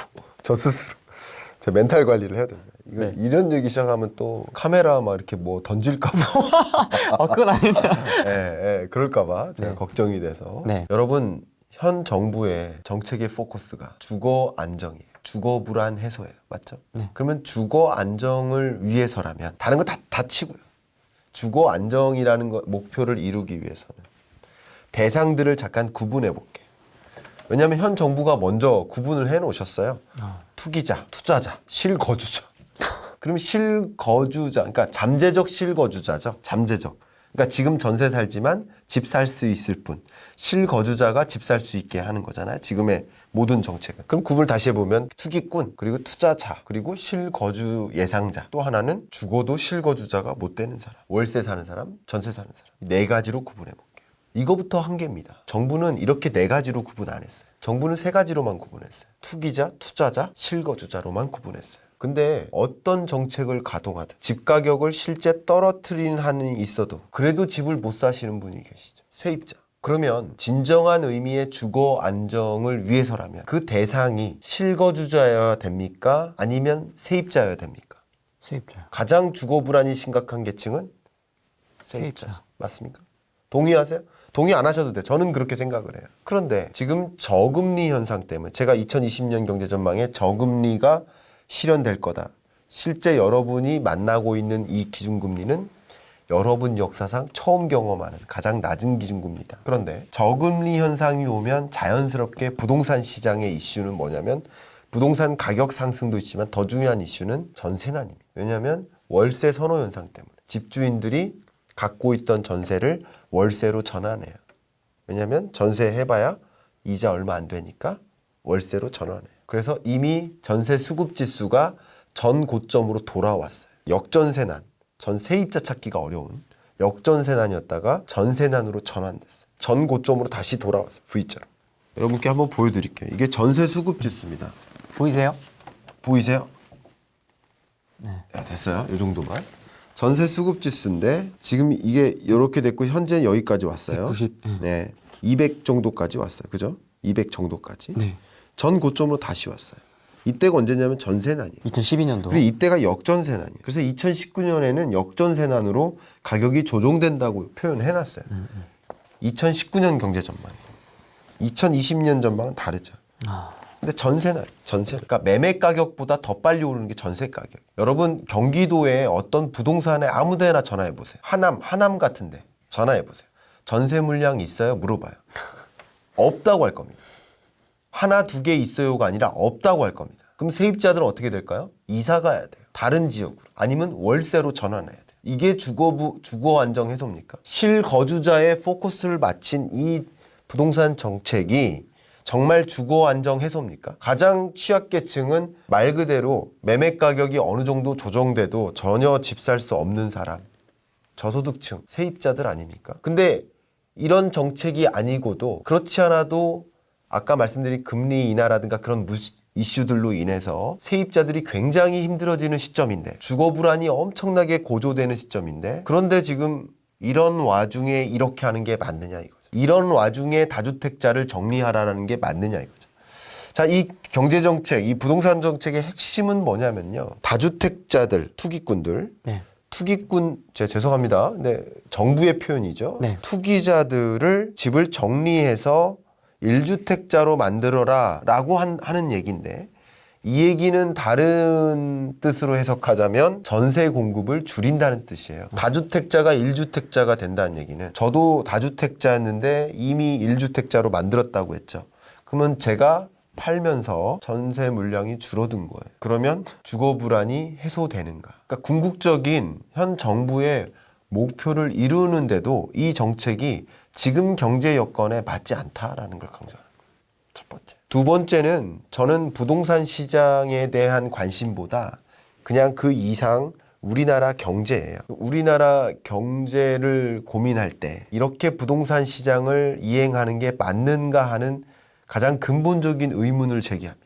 제가 20년 경제 전망 책에다가는 뭐라고 얘기했냐면 아무리 좋은 정책도 늘상 좋을 순 없다. 이 정책 방향성이 나쁘다는 뜻 아니에요. 정책이 잘못됐다는 거 아니에요. 좋은 정책일 수 있습니다. 최저임금 인상 좋은 정책일 수 있어요. 다만 그 시점에 적절한 정책일 수 있어야 되는 거예요. 그 시점에 적절하지 않은 정책일 수 있다라는 거죠. 어울리지 않는 정책일 수 있다라는 거예요. 근데 2021년 상황에 굳이 이런 경제 충격인 시점에 부동산 규제책을 가동함에 따라서 건설사들이 주택 공급을 줄여나가면 건설 산업이 줄어요. 건설 착공이 줄어요.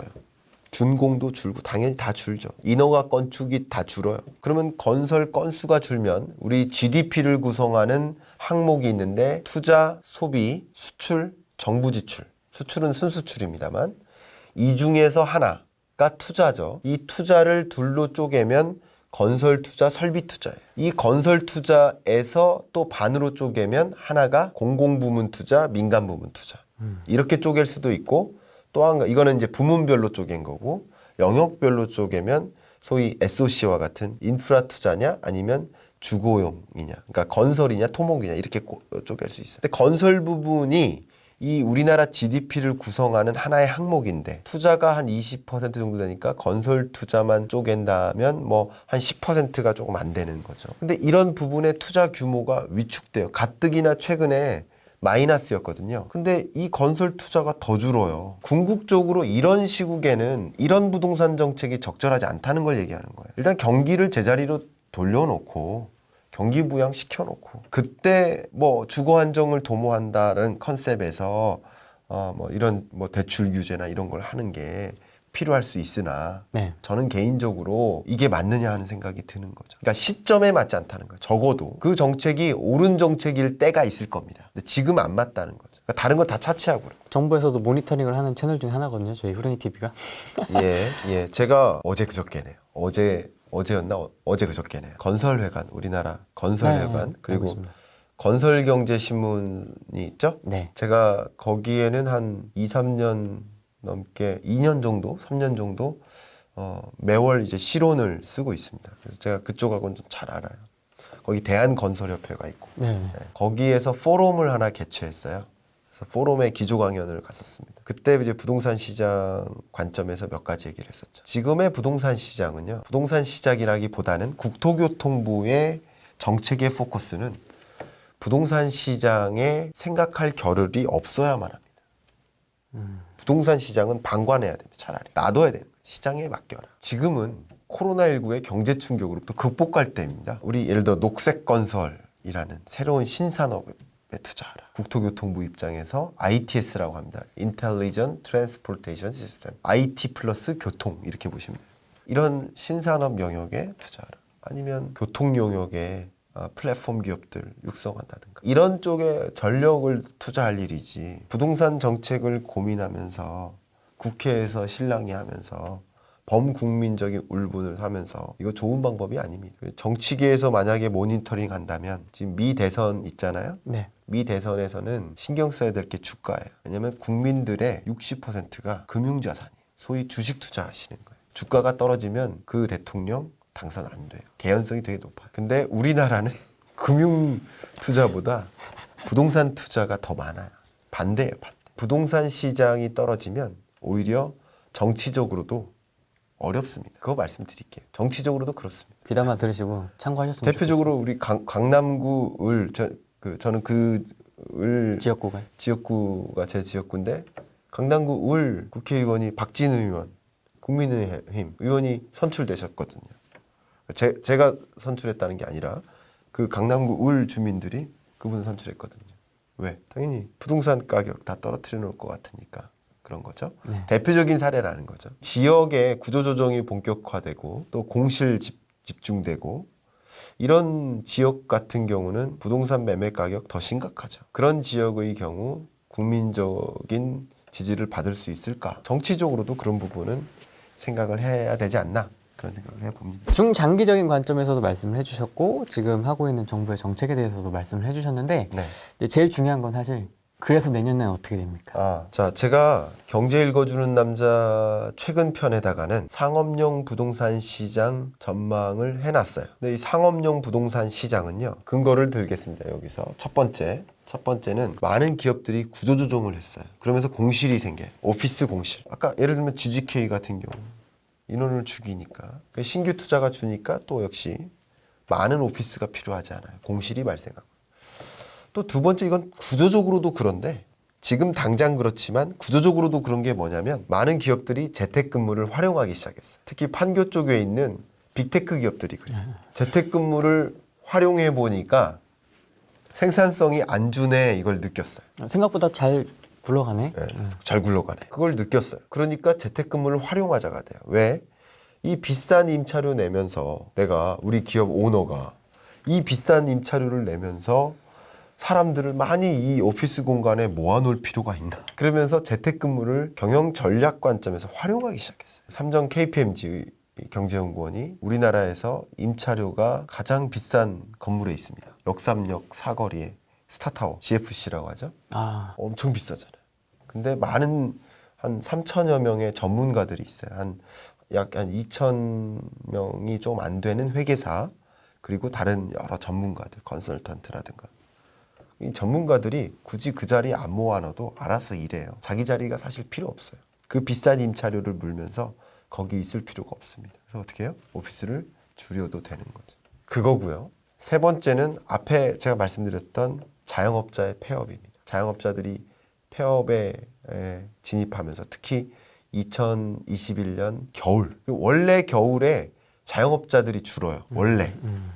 이거는 그 계절성이에요. 그 자영업자의 수가 원래 겨울에 줄다가 여름에 늘어요. 그런데 이 임차 계약 기간이 1년 정도 코로나19 이후에 집중되는 시점이 되기 때문에 자영업자가 더 많이 폐업할 것으로 저는 개인적으로 생각하고 있습니다. 그렇기 때문에 공실이 더 늘어나죠. 그래서 우리나라 공실률을 계산했더니 계속 올라갑니다. 코로나19 이후에. 물론 그렇지 않은 지역도 있어요. 공실률이 더 떨어지는 지역도 있습니다.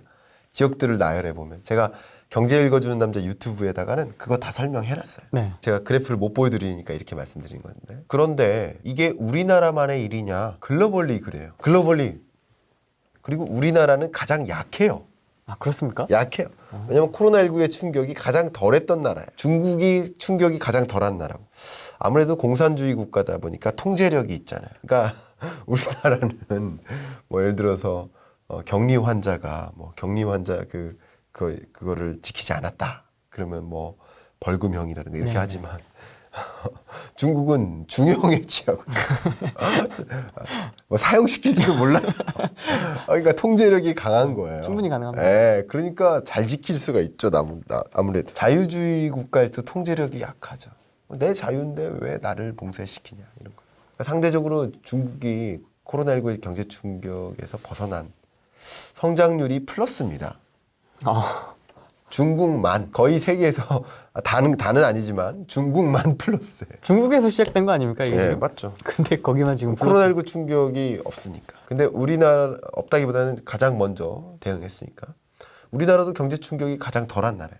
우리나라가 성장률이 올해 성장률 전망치가 마이너스 한 1% 정도 됩니다. 근데 우리나라가 OECD 회원국 중에 제일 높아요. 마이너스인데 제일 높아요. 다 마이너스니까. 올해 성장률이. 이해가시죠? 그러니까 공실이 심각하고 대봉쇄가 있고 지금 코로나19 더 확산되는 미국, 유럽 이런 지역들. 그러니까 상용 부동산 시장은 어렵다. 그리고 주거용 부동산 시장은 어떠느냐? 네. 앞에 금리 이야기를 계속 해드렸는데 금리가 지금 역사상 가장 낮은 저점. 여러분 인생에 거의 홍익인간 이래로. 가장 낮은 기준금리를 여러분 만나고 사시는 거예요. 네. 여러분 금리만 가지고도 재테크가 가능합니다.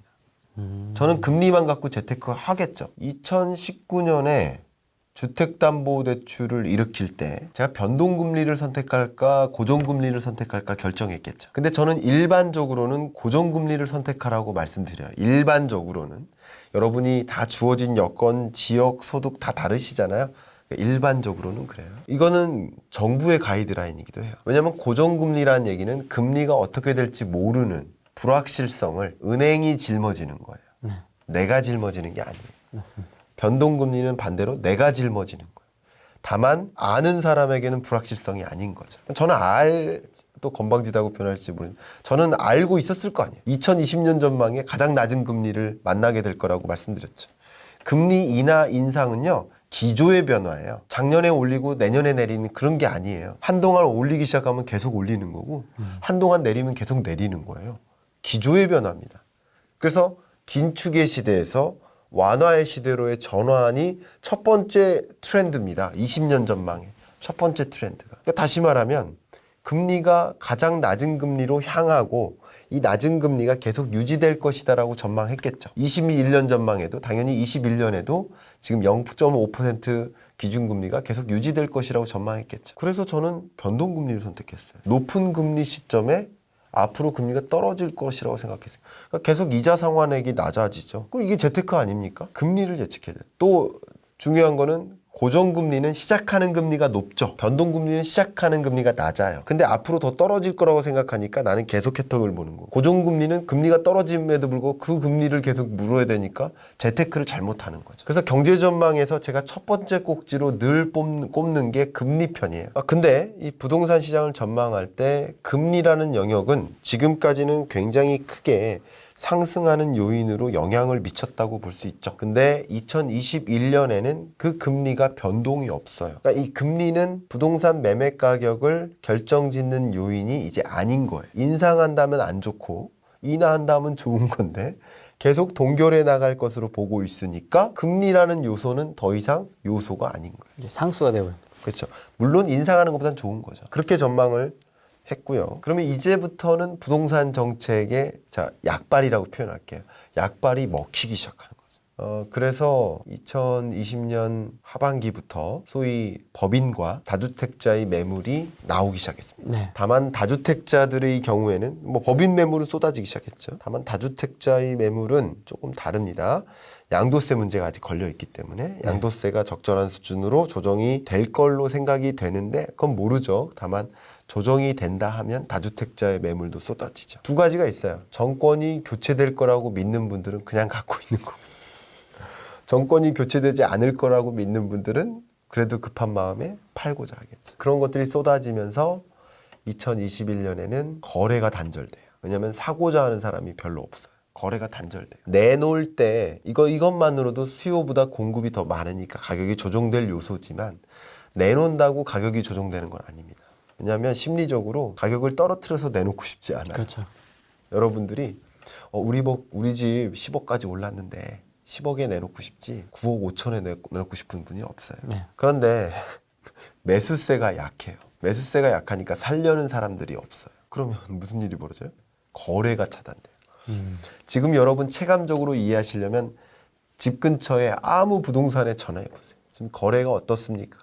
그럼 뭐라고 할까요? 거래가 없다고 얘기할까요? 거래가 있다고 얘기할까요? 아니, 나 죽겠습니다라고 얘기합니다. 중개사분들이 저희 죽겠습니다. 왜? 거래가 없어서. 왜? 수요가 매칭이 안 돼요. 그러다가 이제 그 다음 무슨 단계로 접어들어요? 그 중에 급한 분들이 금매. 네, 급한 순으로 금매가 나오는 거죠. 그러면서 조정되는 겁니다. 가격 조정은 금매로부터 일어나는 거예요. 그냥 일어나는 게 아닙니다. 금매가 발생하면. 근데 이거부터도 이게 맞느냐 이거예요. 거래가 없게 만드는 게 경제를 생각해서 이게 맞느냐. 우리 부동산 중개사분들도 다 자영업자분들이에요. 죽겠어요. 그럼 이게 맞느냐 이거. 제가 거래가 이루어진다면 여러 가지 면에서 경제적인 기여 효과가 많다라고 얘기해요. 왜냐면 거래가 많이 되면 신규 분양 거래가 많이 된다. 이 얘기는 벽돌 많이 산다는 뜻이죠. 철강 많이 산다는 뜻이에요. 그러니까 커피 한 잔 사는 거랑은 비교가 안 돼요. 집을 사는 행위. 그러면 이사를 가면 또 사후적인 경제 효과가 있어요. 소위 제 막말로 짜장면 한 그릇이라도 더 사 먹는다고 얘기해요. 이사 수요가 발생하죠. 경제가 돌아가는 거예요. 그럼 인테리어 수요가 발생. 가전도 바꾸죠, 조금씩. 그렇죠. 가구도 바꾸죠. 이게 경제에 미치는 영향이 커요. 그리고 거래가 이루어지면서 세수가 발생하죠. 그러니까 세수를 고려한 경제 정책을 하라라고 주장하는 이유가 이거예요. 이렇게 되면 세금 다주택 세금 많이 걷는다. 그럼 세수가 늘어날까? 거래가 단절되면 취등록세가 안 거치기 때문에 세수가 더 줄어요. 불쌍합니다. 그러니까 그런 면에서 가격은 조정된다. 저를 조금 한 템포 늦게 저를 모니터링하는데 제가 이렇게 심각한 정책 관점에서 답변을 드리니까 제가 계속 인상 쓰고 있네요. 아, 인상을 안 써요. 제가 감정이 투입된 채 말씀을 드리니까. 아, 좋습니다. 이거 한 가지만 더 말씀드리면 오늘 뭐 한국판 뉴딜 얘기는 전혀 안 했는데요. 한국판 뉴딜 사업 반드시 아셔야 됩니다. 한국판 뉴딜은요. 2021년에 굉장히 중요합니다. 그게 우리나라 정부의 방향이에요. 제가 한국판 뉴딜은요. 이 경제전망책의 유일한 주제예요. 두 번 거론은 아니죠. 거론만 치면 굉장히 많죠. 근데 어떤 주제로서 두 번씩이나 다룬 굉장히 중요한 주제예요. 근데 특히 뉴딜 펀드 여러분 투자 관심 있으면 뉴딜 펀드 꼭 기억하십시오. 말씀을 드리면 뉴딜 펀드는 크게 정책형 뉴딜 펀드, 뉴딜 인프라 펀드, 세 번째는 민간 뉴딜 펀드. 근데 민간 뉴딜 펀드는 이미 시중에 나왔습니다. 이거는 여러분이 선택입니다. 제가 권장하거나 하진 않습니다. 저는 개인적으로 이 나머지 두 개에 관심이 많습니다. 정책형 뉴딜 펀드는 아까 부채 문제 심각하다고 했죠? 과다부채. 네. 그러니까 정부가 뉴딜 사업을 이행하기 위해서 자금을 어디서 모아요? 민간으로부터 유인해요. 20조 원을 끌어와야 돼요. 그래서 7조 원을 정부가 넣어요. 재정 투입을 해요. 손실 보전이라고 해놓으면 법적으로 문제가 되기 때문에 손실 보전 효과가 있다. 이렇게 설명을 하죠. 손실이 발생할 경우 정부의 자금이 투입되니 20조 원 중에 7조 원만큼 투자 관심 있으셔야겠죠. 두 번째는 뉴딜 인프라 펀드인데 이거는 세제 혜택이 있습니다. 당연히 투자하셔야죠. 근데 제가 왜 이걸 말씀드리냐면 법인과 다주택자들이 이제 매도에 성공을 해요. 그럼 그 자금을 어디로 옮길까요? 뉴딜 펀드로 옮겨요.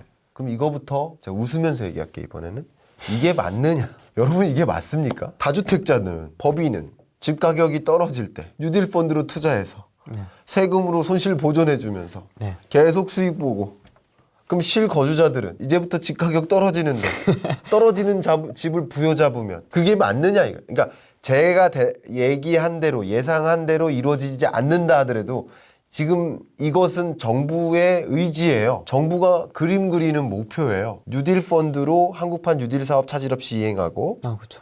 뉴딜 펀드에 많은 분들이 투자해서 손실 안 볼 수 있게 해드리고 투자자, 투기꾼들한테 해드리고 또 인상 쓰기 시작했어요.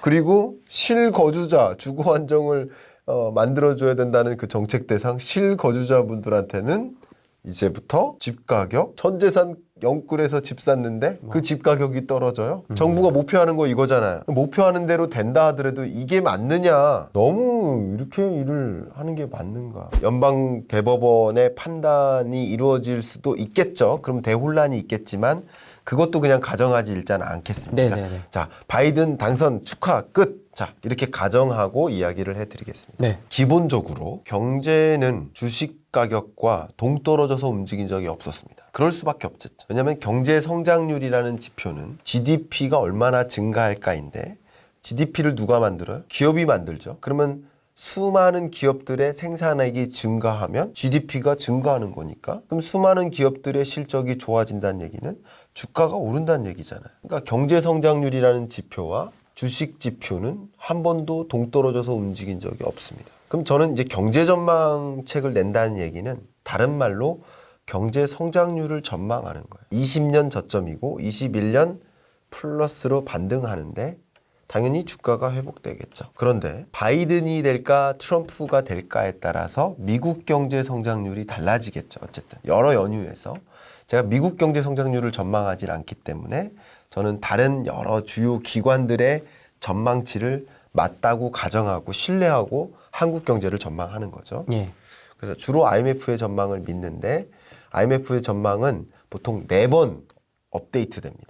1년에 4번. 이 선거를 앞두고 업데이트한 적은 없어요. 지난 10월에 발표를 했지만. 그래서 매번 업데이트하는 건 보통 민간 전문 기관이에요. 대표적으로 무디스라든가 블룸버그 뭐 이런 여러 가지 모건 스탠리, 골드만삭스 이런 기관들이 많이 전망을 합니다. 근데 바이든이 될 때 경제 성장률이 더 상향될 것으로 전망을 합니다. 거의 한 0.5%포인트만큼 트럼프가 될 때보다 바이든이 될 때 더 나아요, 경제가.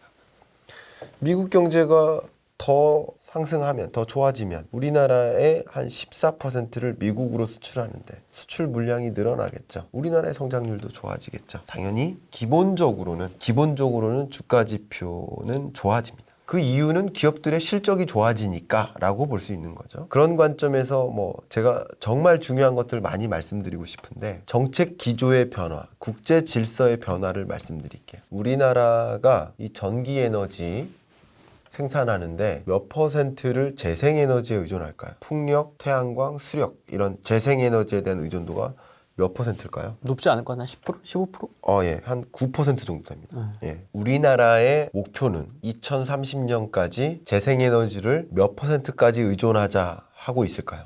그거 꽤 이렇게 높게 잡은 것 네, 같은데. 높게 잡았는데 30%? 그게 20%입니다. 우리나라의 목표가. 그래서 그린 뉴딜 사업이 갑툭튀가 아니에요. 재생에너지에 대한 의존도를 높여나가기 위한 이행 계획이 있겠죠. 바이든은 2050년까지 공약에 있습니다. 재생에너지에 대한 의존도를 몇 퍼센트까지 끌어올리겠다라고 했을까요? 100%.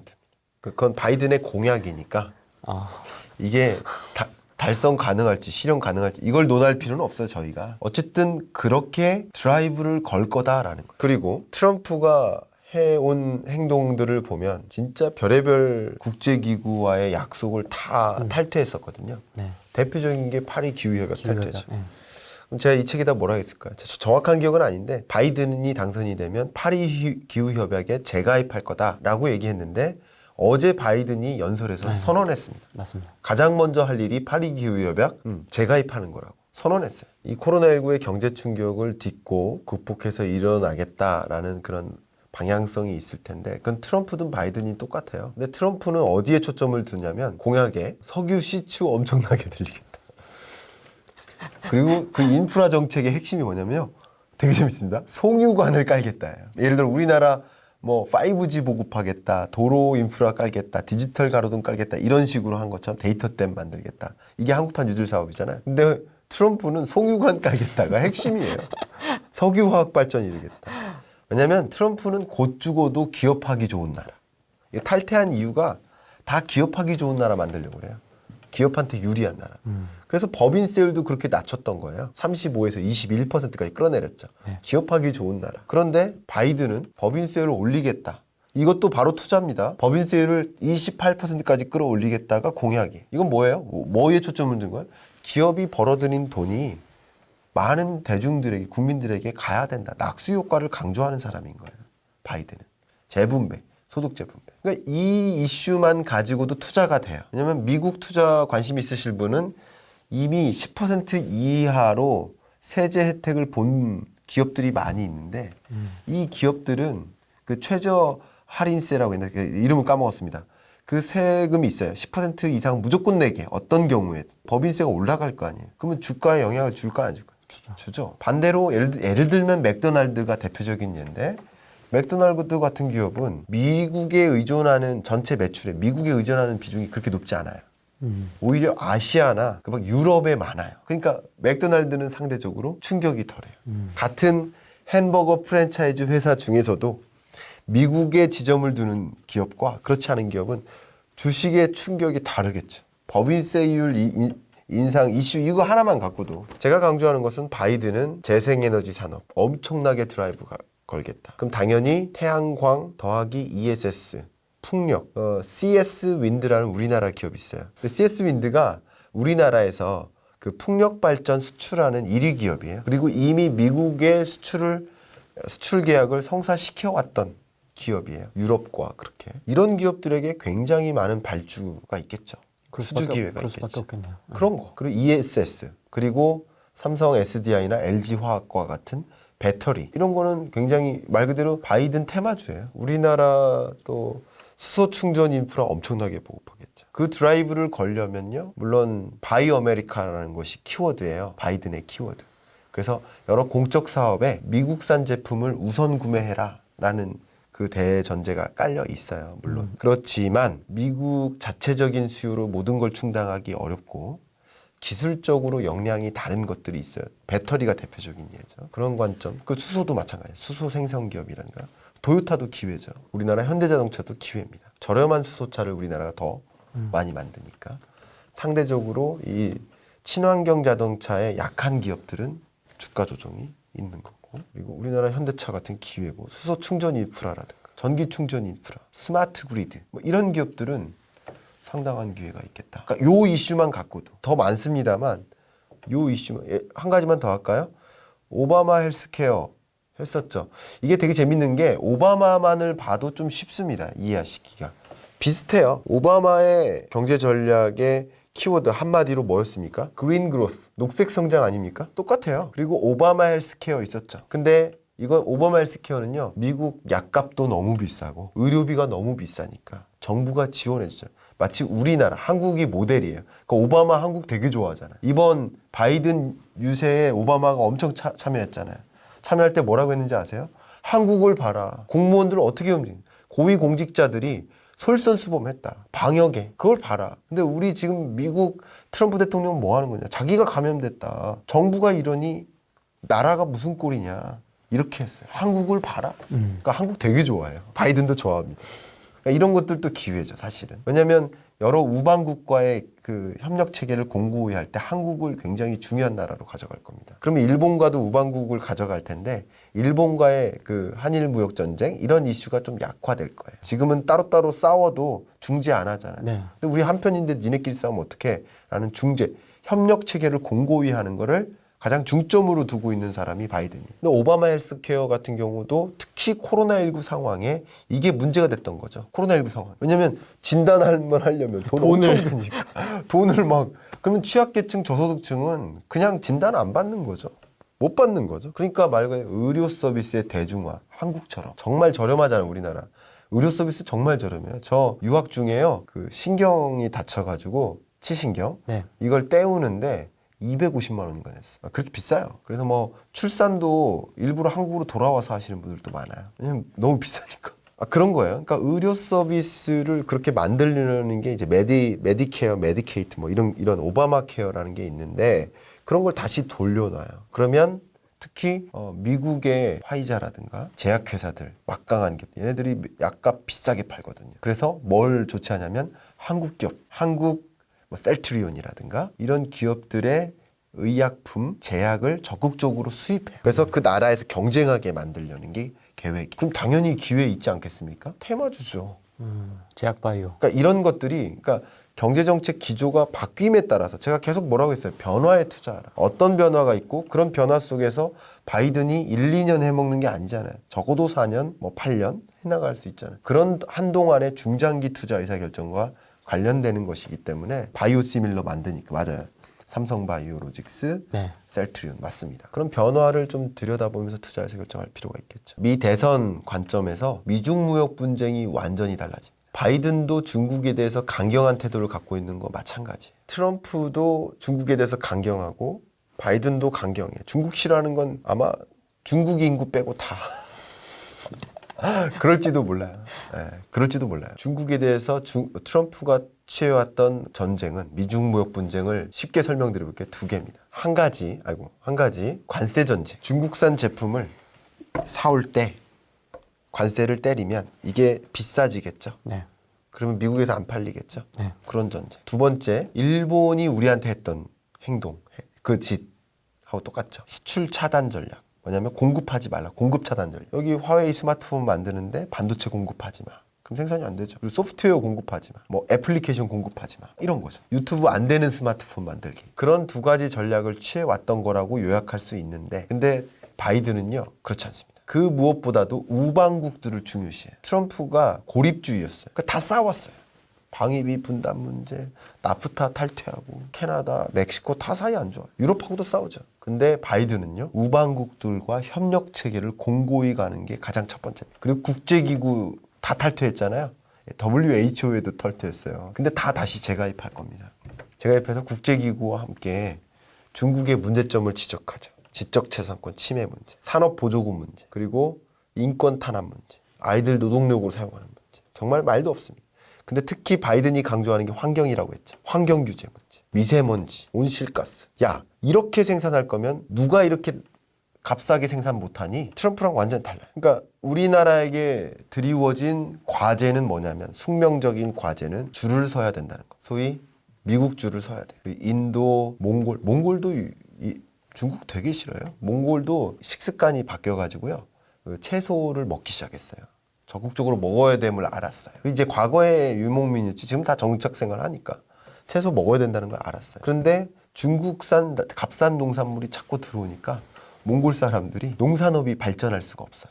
계속 의존적이에요. 그래서 제가 스마트팜을 보급해야 된다, 몽골에. 그래서 한국판 스마트팜 보급 사업에 참여를 했었어요. 키스트, 한국과학기술원, 키스트가 하는 그 사업에 같이 몽골에 갔던 적이 있어요. 잘 계시나 모르겠네요, 오랜만에. 근데 바이든은 이 우방국들하고 협력 체계를 공고해서 그런 문제를 국제기구와 함께 압박을 가하는 방식. 대신에 우린 줄을 서게 되면 무슨 문제가 있냐면 우리나라 전체 수출의 대략 한 26%가 중국에 의존하고 있는데 홍콩 경유 수출만 해도 4%인데 그 수출이 어떻게 됩니까? 우리 사스 보복 사태 경험했잖아요. 경제 보복이 있지 않겠어요? 그러니까 지금 그냥 간단히 넉놓고 있을 때가 아닙니다. 구조적으로 경제 질서가 바뀔 테니 이제 정부는 어떻게 중국이 아닌 다른 여러 수출 대상국을 다변화해 나갈지를 고민하셔야 되고, 첫 번째. 기업들은 당연히 중국으로부터 사스 보복 사태가 이상의 어떤 보복이 있을 수 있어요. 물론 단기간의 일은 아닙니다. 단기간엔 잠잠할 거예요. 그러나 2021년 뭐 중반 이후에 그런 일들이 있을 수 있으니 기업들은 미리 선제적으로 대응해야 되고, 중국과 파트너십을 체결한 공급사슬 체계가 있다면 좀 다른 나라로 조금씩이라도 의존도를 낮춰나간다든가 그런 움직임. 우리 하다못해 제주도나 어떤 관광지에서 관광사업 하시는 자영업자 여러분들도 우리 영향이 있는 겁니다. 나와 관계없는 것이 아니죠. 지금부터 그런 변화를 알고, 제가 항상 강조하는 게 어떤 위협이 있는지 기회가 있는지를 먼저 들여다보고 생각해 두었다가 준비를 좀 할 필요가 있지 않을까. 저는 제가 계속 강조하지만 재테크 투자 의사결정도 중요하지만 나에 대한 투자, 견실한 기업이 만드는 기업에 대한 투자, 올바른 합리적인 그 시점에 걸맞는 좋은 정책 의사결정을 만드는 데 대한 투자, 그런 투자를 저는 개인적으로 더 중요하게 생각하고 있기 때문에 투자 전문가가 아닙니다. 저는. 그렇기 때문에 더 적극적으로 내년 경제를 먼저 들여다보고 선제적으로 대응책을 마련하는 게 필요하지 않을까 그렇게 생각합니다. 질문이 지금 사실 더 있는데 아쉽네요. 다음에 한번 더 하시죠. 다음에 한번 더 하시죠. 한 번 더 해서 제가 약속 드리겠습니다. 네. 필요하시다면 네. 여러분이 불러주신다면 네. 못다한 주제들이 굉장히 많거든요. 저 아마 20가지 트렌드 중에 지금 많이 한 못했습니다. 4가지만 한 것 같은데 네, 약간 지금 느낌이. 뭔가 지금 예, 근데 제가 2시까지 가봐야 됩니다. 서대문에. 그래서 여기까지 마무리를 하도록 하겠습니다. 네, 끝으로 간단하게 저희 지금 360분 보고 계시거든요. 예. 한마디 해주시죠. 마무리해 주시죠. 우리 아까 고점은 한 390분 정도 됐던 것 같아요. 네. 우리 390여 우리 시청자 여러분 대단히 감사하고요. 초대해 주신 우리 후랭이 TV 후랭이님, 후랭이 대표님께도 정말 젠틀하고 좋으셔요. 이런 프로그램 많이 보셔야 됩니다. 저 그렇게 생각합니다. 정말 감사하고요. 네. 뭐 책을 보셔라라고는 말씀 안 드리지만 네. 어쨌든 2021년 경제를 먼저 들여다보고 그 속에서 위협과 기회를 먼저 포착하시고 대응책을 마련했으면 좋겠다. 네, 그런 의견 드리고, 책 사신 분들은 제 블로그 경제 읽어주는 남자 블로그에 오셔서 이벤트에 참여하세요. 그러면 주소 남기면 일괄적으로 책을 20년 경제전망 책을 발송해 드릴 수 있도록 우리 출판사에 이야기하겠습니다. 다음에도 주말에 모셔달라고 얘기하시는 분이 계시네요. 주말에 또 오겠습니다. 네, 주말에 한번 이 시간대에 한번 또 나중에 좋습니다. 네, 한번 다시 모시도록 하겠습니다. 좋습니다. 오늘 여기까지 하겠습니다. 네. 고맙습니다. 감사합니다. 끝. 이렇게 하는 거예요? 끝?